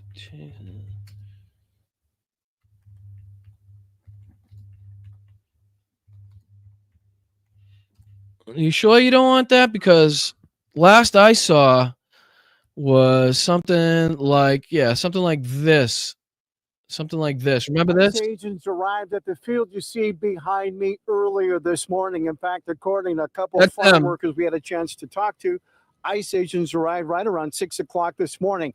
Cell phone There you go. There they are. Looks like ICE chasing people through the fields and farms. To me, Donald. That's what it looks like to me. So you want to go on and just give that to me one more time? One more time. The illegal aliens lost 340,000, and we don't want bad for them, but look, we have a country to run, and we want to have them come in, and we want to have them help our farmers. We want to have them come in and help our farmers, right? Says Donald Trump. And here we go. Cut to ICE chasing immigrants through the farms and fields of our great country as they try to help farmers, right? So let's just see here again. Was posted online right after the raid show ICE agents chasing after some of the workers. ICE hasn't said how many people they detained at this raid earlier today. The agriculture. I don't know. And unless that was at the behest and request of the owner of said farm in order to gain, some favor with ICE or Trump's administration, I don't see how this goes to benefit fucking anybody.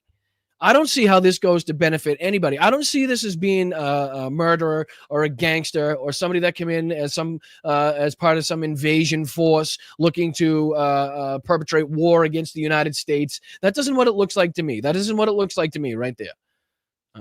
So as far as you wanting to help farmers, you can stick that straight up your ass, Don, please. You know, you probably saw I got myself into a little trouble because I said, I don't want to take people away from the farmers.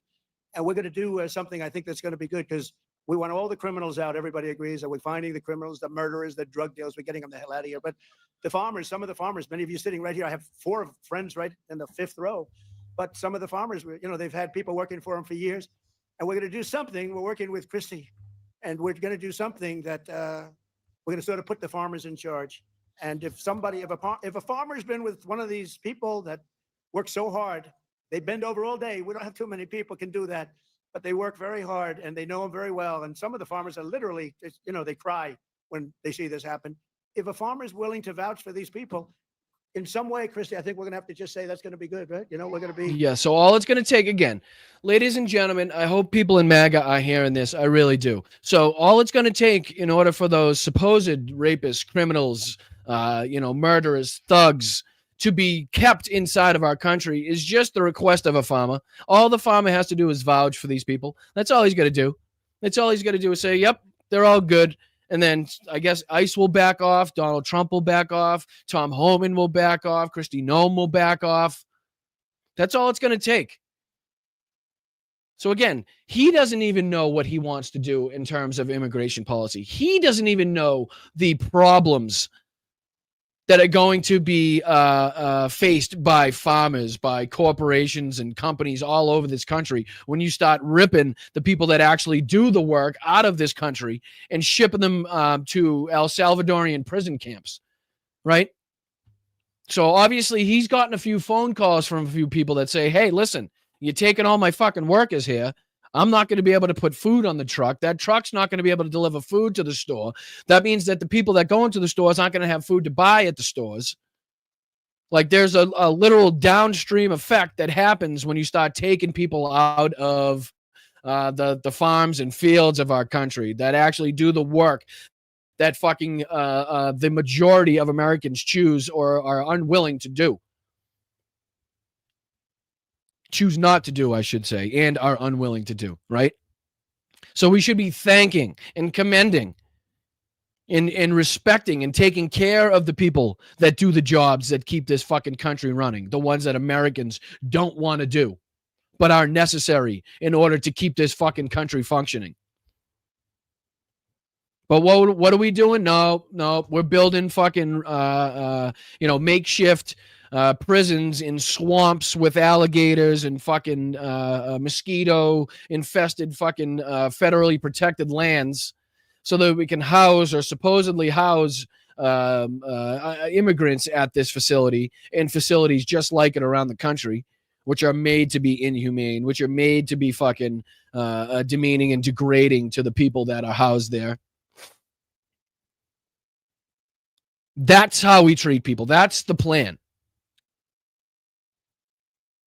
And that's at all costs. They don't care what effect it has on people. But this just goes the wish-washy, flip-floppy nature of Donald Trump. All it takes is a fucking one pissed off fucking farmer or one pissed off rich guy to call him and be like, "Hey, look, what the fuck? What are you doing here? My factories can't work if you keep taking the fucking people off the floor, out of the fields." Right? And there is a downstream effect to that. Now he's obviously doing a little backstepping and moonwalking that I would suspect his supporters to be very upset at, because it seems to me like he's reneging on his promise to them to get these people out of the country by any means necessary. So let's just see if he finishes out in this. We're going to be good with it because we don't want to do it where we take all of the workers off the farms. We want the farms to do great like they're doing right now. So we don't want to take workers off the farms, right? Let's see here. One more time. Just one more time so I could make sure. ICE agents arrived at the field you see behind me earlier this morning. In fact, according to a couple of farm workers we had a chance to talk to, ICE agents arrived right around 6 o'clock. 6 a.m. All right. And then one more time from Donald Trump. be good with it because we don't want to do it where we take all of the workers off the farms. We want the farms to do great like they're doing right now. So yeah, like they're doing right now, ladies and gentlemen, of course. Christine Noem has done a fantastic job, and Tom Homan. And we're working on legislation right now. Susie, right? We're working on legislation right now where farmers, look, they know better. They work with them for years. You had cases where, not here, but just even over the years, where people have worked for on a farm for 14, 15 years, and they get thrown out pretty viciously. And we can't do it. We got to work with the farmers and people that his ICE, his Tom Homan, under his instruction and leadership, is doing exactly the thing that he is now talking about. As I'm showing you in said video that I'm playing you on top of what Donald Trump is saying. It's amazing to me. These people in the crowd must be blind. They must be ignorant. They must be like just living in an alternate universe, an alternate reality, if they believe in any way, anything of what comes out of this guy's mouth. have hotels and leisure properties too. We're going to work with them, and we're going to work very strong and smart. Oh, thank you, Treva. Put you in charge. One sec. Thank you, Treva. Hold on. Maggots only view propaganda news. They never, ever see Trump fail. They can't know, no matter our evidence, ridicule won't work. Unity plan required. You know, it does. I'm sure on, like, because we don't see any huge cutoffs. Like, we're not seeing, like, fucking a large percentage of MAGA be cut away by, the facts and evidence and ridicule that we have. But there are definite people that are swayed away from Donald Trump's bullshit after hearing his hypocrisies, after hearing, the lies and the propaganda put against the facts and what is happening in reality, right? Like, they're not huge percentages, but there are definitely people on the edges that have been repeatedly swayed since, we started coming after Donald Trump, since we started, making sure people knew exactly what Donald Trump represented, what he had in his past, what he's done, what he's said, what he believes in. There are definitely people that have been swayed from his bullshit, and we just need to continue on that path, because as much as it feels like we're not making any headway, that's another thing we got to continue to talk about. Butterflies, that's another thing that we can continue to talk about and make sure that we people know the direct connection, people know the direct reason as to why we have not seen said Epstein files released, because of the man in power, because of the man in charge and his criminalities involved in that. But yeah, it's there are definite people that have been swayed away from Donald Trump's bullshit and propaganda, and those are the people that we are looking to affect in any small way that we possibly can, to make sure that they know that the other side definitely has the policies that would be better for them and benefit their lives, as opposed to letting the Republicans in Donald Trump's regime impact their lives in a negative way, year after year, time after time, policy after policy. Let's see here. Bottom line, Project 2025 plan is to have many, and they're going to keep pushing it until they get it. I don't doubt it. We've seen much of Project 2025 appear to be enacted, just like we said it was going to be before the election, as we were trying to warn people it was going to be before the election. And that's exactly what we've gone out to see. Much of these policies and much of the people in powerful places and holding powerful positions now are and were directly related in the writings, teachings, and implementation. And now the implementation of Project 2020. I always put too many 20s in there. 2025. All right, let's see if there are any more examples of Donald Trump's brain leaking out of his ears in Iowa. Let's see what this clip is here. Speed it up. I got to remember to speed it up for you guys. That way you don't have to suffer at at real speed. All right, let's see what he says here. Play it over. 4 or 5 years ago. I mean, we have a lot of people that they allowed into the country that are serious criminals. A lot of them are on their way out, however. What the hell? Hold on. I'm out. Colleen. Oh, thank you, Ricky, for the 5 gifted memberships. Thank you so much, guys, for your incredible contributions. And then right after that, Colleen. Let's see here. Love you all. Got to take a step back for a bit. Peace, love, and strength. Colleen, thank you so much. I am so sorry. If you feel like in any way you're feeling overwhelmed or in any way discontent by what's going on as far as politically in this country, I really feel for you. I feel with you. I'm right here by your side.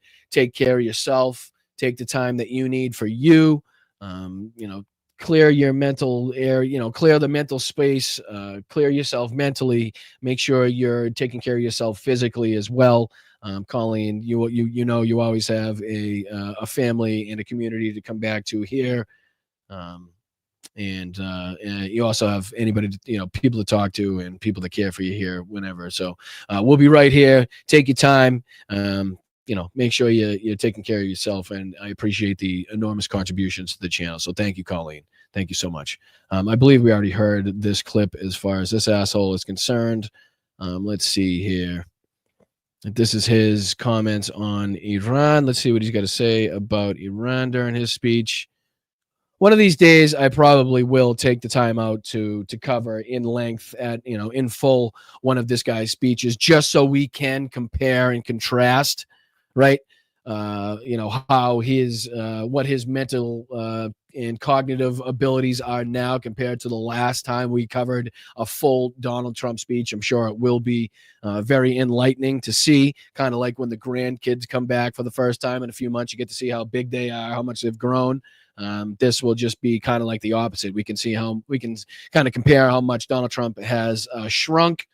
We can compare how much he has declined cognitively since that last thing, because I do, like I was saying to Peter, do think it's important to continue to play what this man says and not make it seem like he only has various insane and crazy moments during these speeches and rallies or whatever the hell you want to call them, but that from start to finish, they are completely insane from the moment the fucking music starts, from the moment he walks off a stage.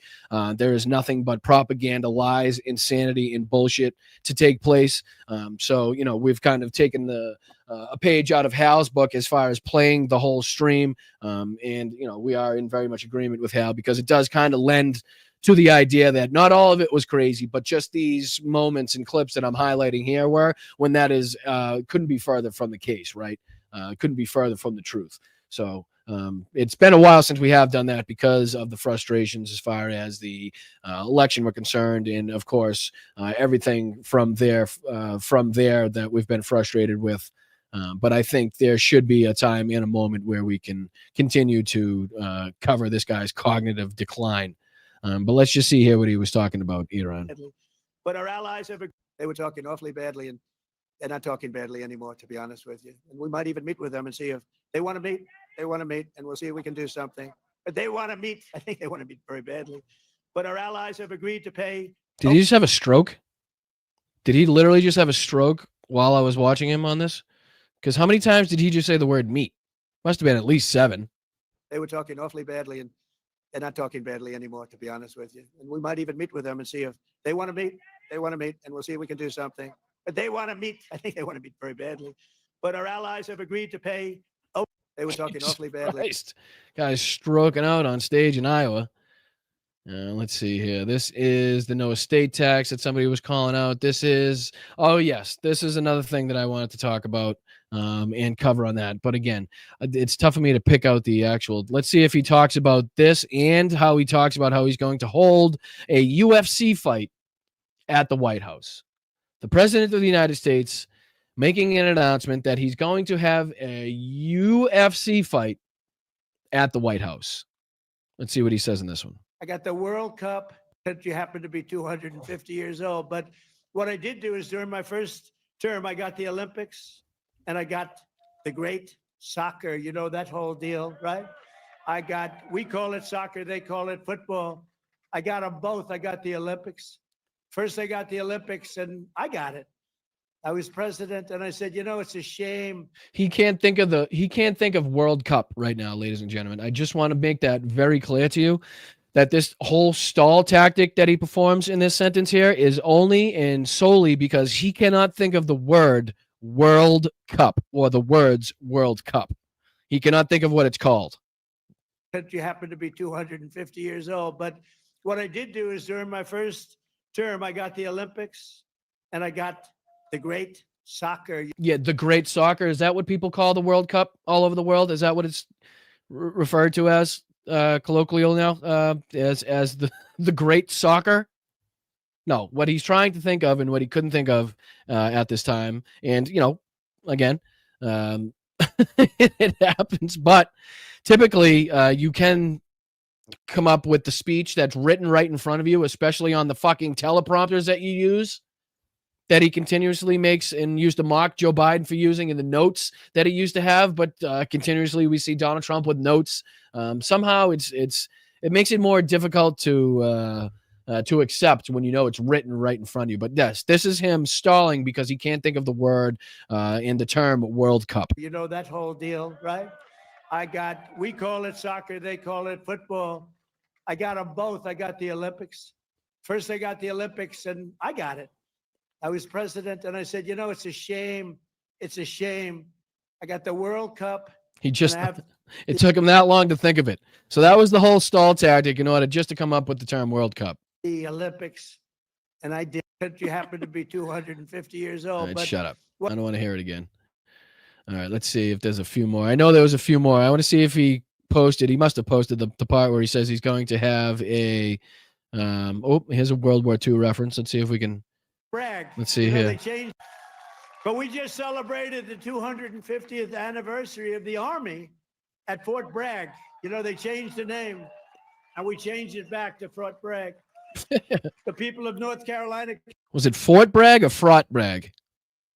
Came up, they said, sir, we want to really have the name of Fort Bragg back. Everybody was saying that. They kept calling it Fort Bragg. I changed it back. You know, these radical left lunatics changed the name of Fort Bragg. So we won World War II. We won World War I. We won other. You know what? I'm not a huge mathematician. I'm not big on statistics and numbers, but I'm just going to throw it out there that it's possible. It's just possible that World War I came before World War II. Now, again, I'm not, didn't study at like some like elite military school, and I didn't go to like Harvard or Yale, but I am just going to throw it out there that I believe, as far as my understanding takes me, World War I did happen before World War II. the wars, we won everything from Fort Bragg and other places that we were also changing many of them back. Jesus H. Christ. Hold on. Let's just see here. I just want to see something. Just real quick, just a little sidetrack here. Established in 1918 as a training ground. Did they train there? I'm just assuming they trained there by 1940. Year after World War II, the population of Fort Bragg was 5,400. By the following year, it had reached 67,000. Various units trained at Fort Bragg during World War II, including the 9th Infantry, 2nd Armored, 82nd Airborne, 100th Infantry, in various field artillery groups.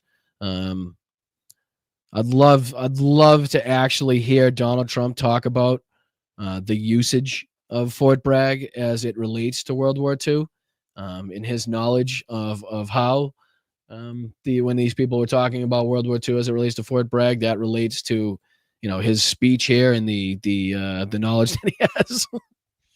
And then we decide to change the name. All right, so that's him complaining about Fort Bragg. I just want to hear him.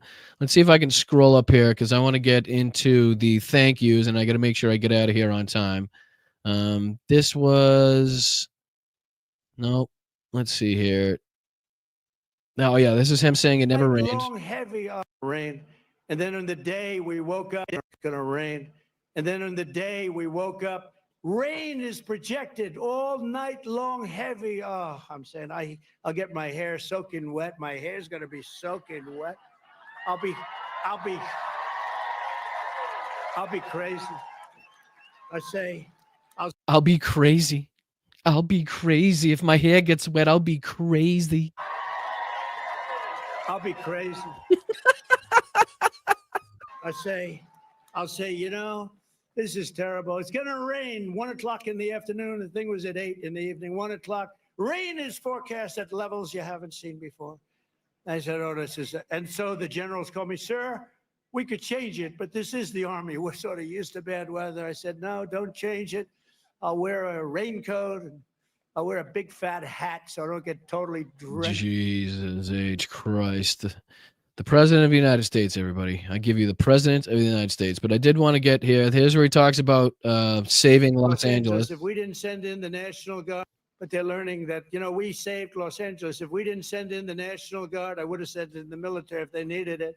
But if we didn't send in the National Guard, Los Angeles would have been burned down to the ground just like half of their houses were.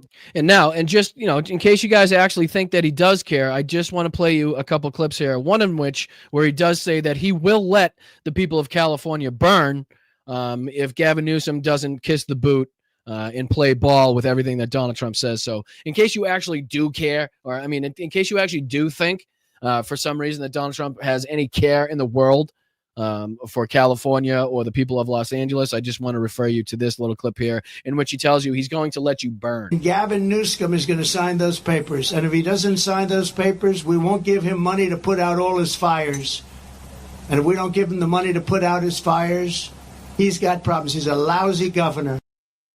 All right, so just wanted to let you know that's him literally threatening you with no federal assistance to fight wildfires. And then for Ovi here, of course, for his great fight that he had raged in L.A. and managed to save the entire thing, we have to play this. Army manned the airport.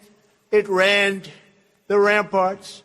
It took over the airports. It did everything it had to do. It did. The National Guard and the Marines did everything they had to do, which was literally sit on the side of the road and get sunstroke and have to sleep on the side of the road and not get fed, not have any funding, have to pay shit for themselves, not be given really any authority whatsoever, and to be released and unleashed upon their own citizens. So that's basically what they did there. But yeah, just a little bit more of this. Burned down to the ground because they didn't give water that they had plenty of. Yep, there you go. Nobody gave them water either. All right, and then there was a few more clips from this that I did want to get through just before I close out here with you guys. Let's see here. I know there was one. Oh, this is here where he loses his mind again, talking about autism. Through the power of sports, America 250 will also host a brand new, first of its kind youth athletes. It's a competition known as the Patriot Games, and it features top high school athletes from all 50 states. It's going to be great.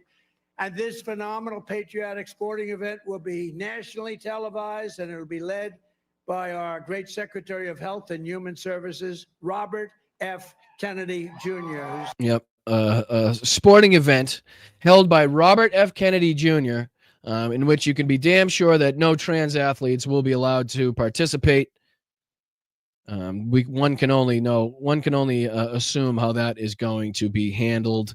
This is again where he says that where he rails against Zoran Mandani in New York. Let's take a quick look at this.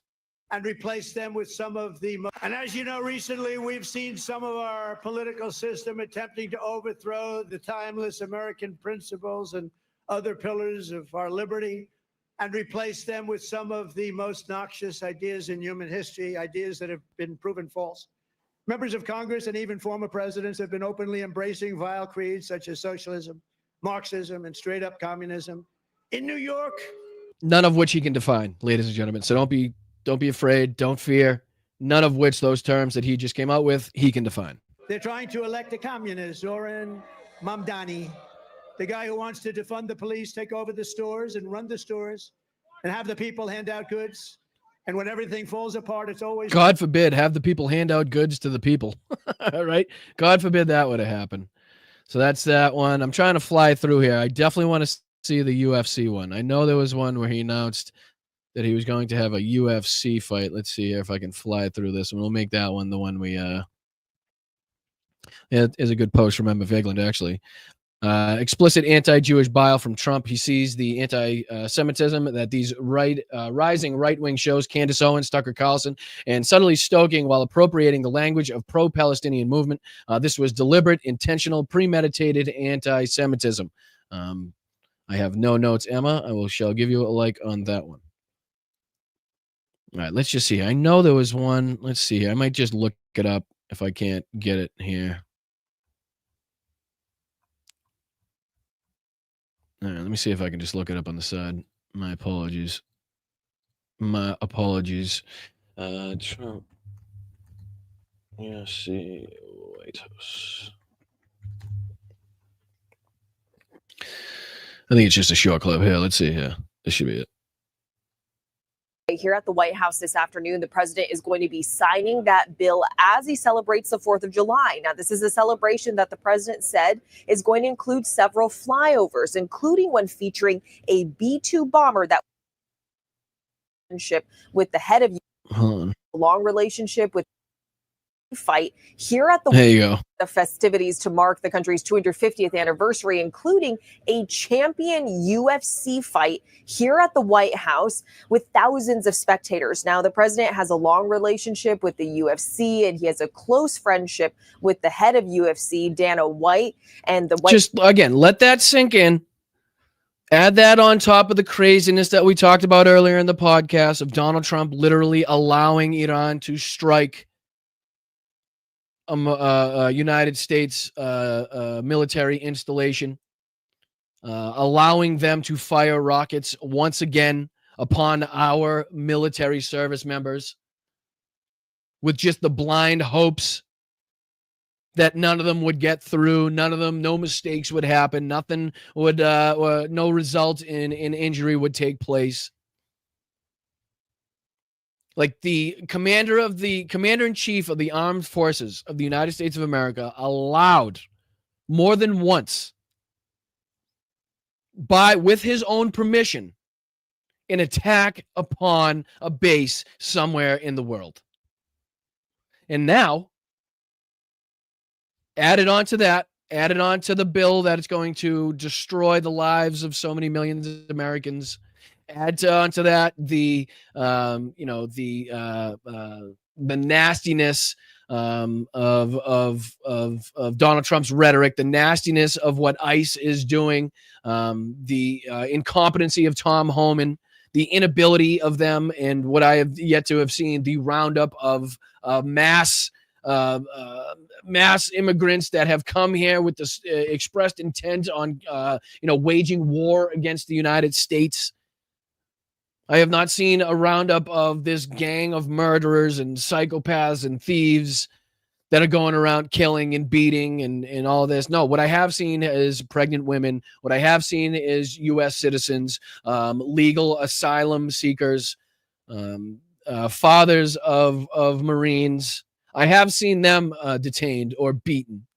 I have seen Home Depots overrun so they can get people just looking for a job for the day to feed their families. I have seen immigrants chased through the fields of the farms just trying to, again, work an honest day's work and pick food and plant food and make it so we're able to eat and do the jobs that, again, many Americans will not do.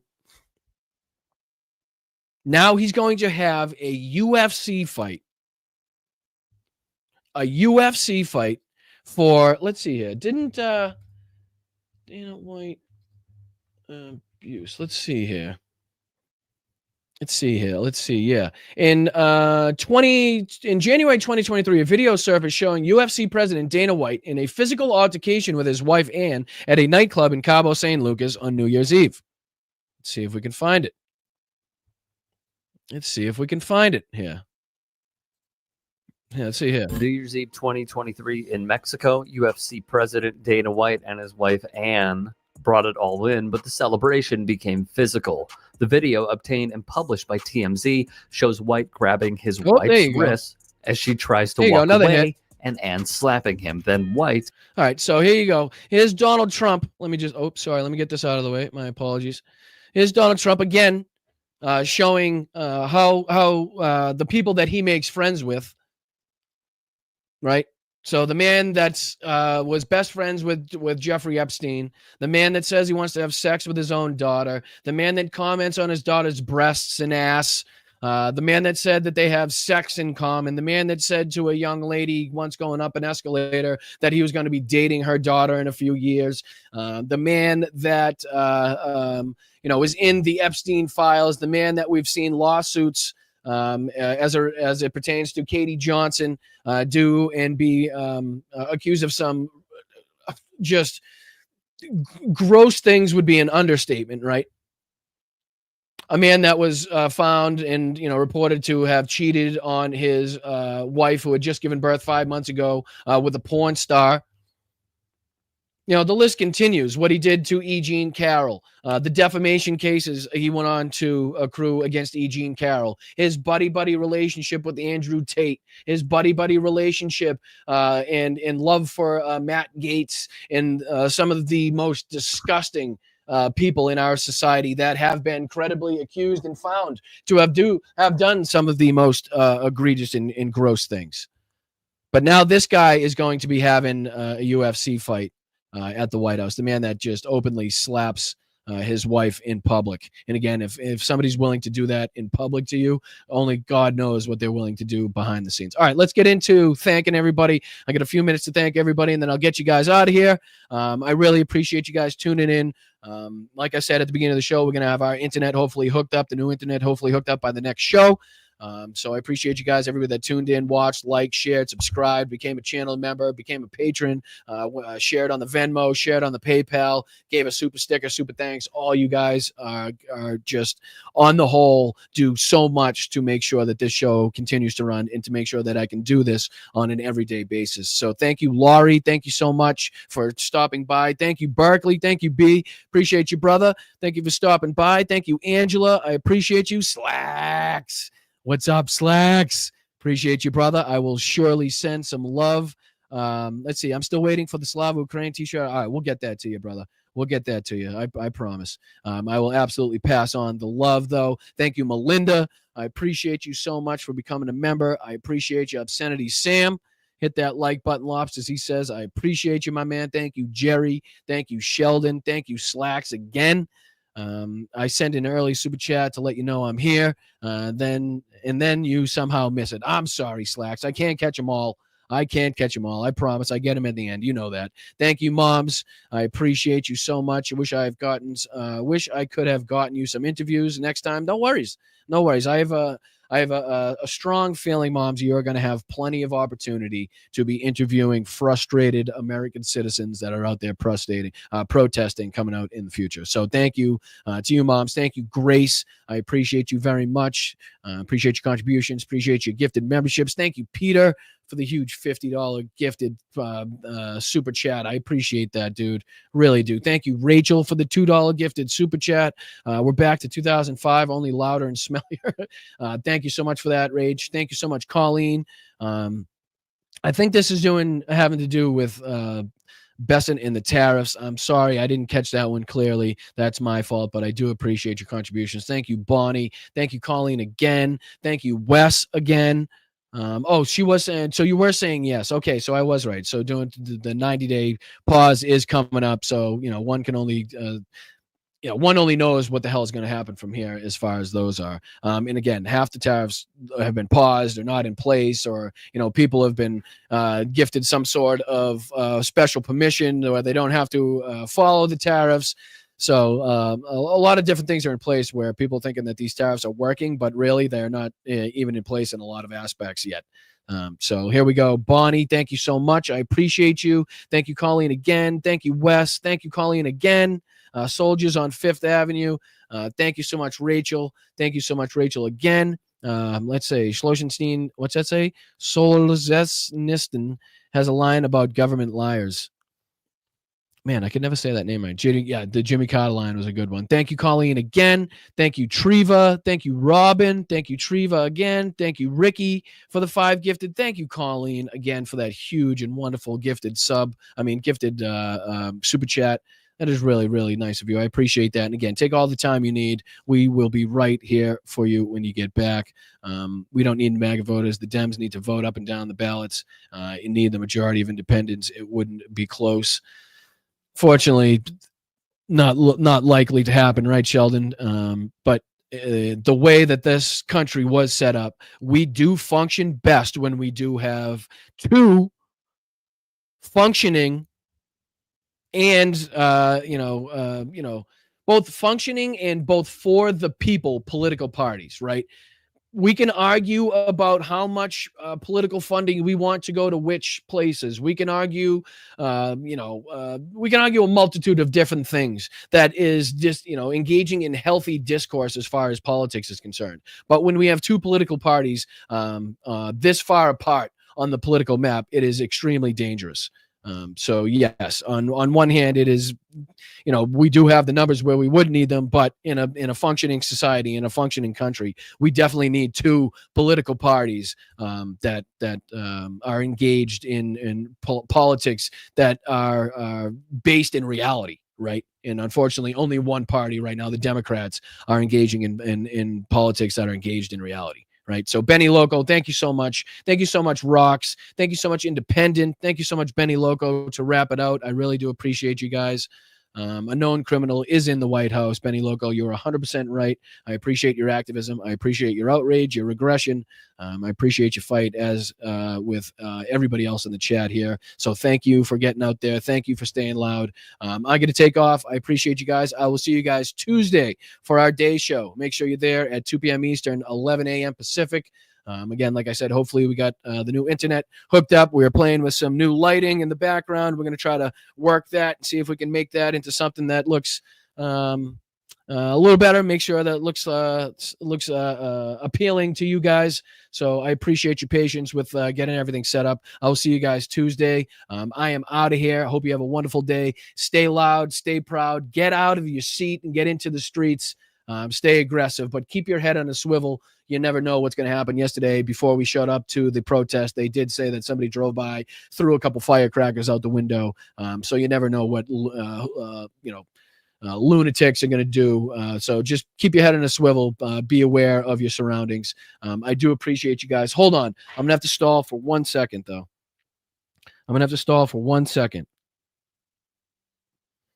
Because I did. Oh, no. All right. Unfortunately, it was my duty to upload the new exit video that Mel worked on. Unfortunately, I did not get it uploaded in time, so I apologize. I'll play the old one for the next show. I promise to have that uploaded. I apologize, Mel, and I apologize to you guys. I'm out of here. I'll see you Tuesday. I appreciate you.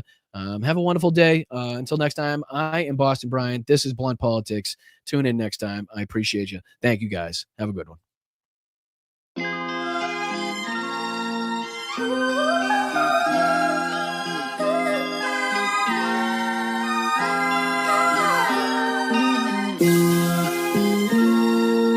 Thank you, mods. Appreciate you guys. Thank you guys for keeping the chat a safe space. Appreciate you making this a possibility to keep it going. Thank you for your time and your energy. I really do appreciate it.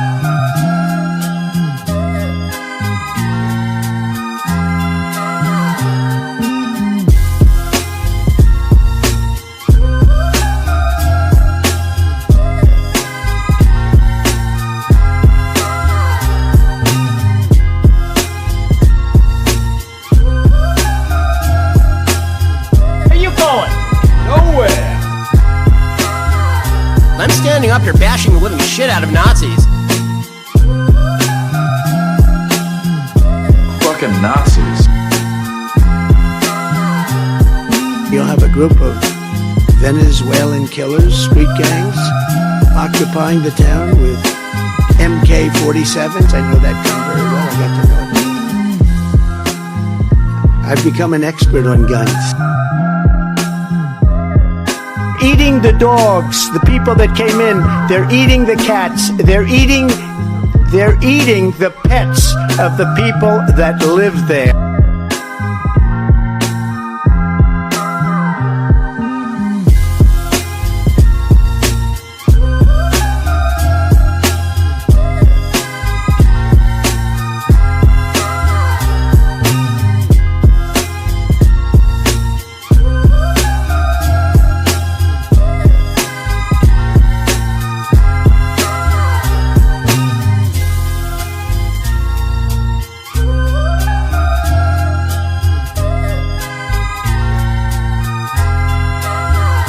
We're a nation that just recently heard that Saudi Arabia and Russia will repeat.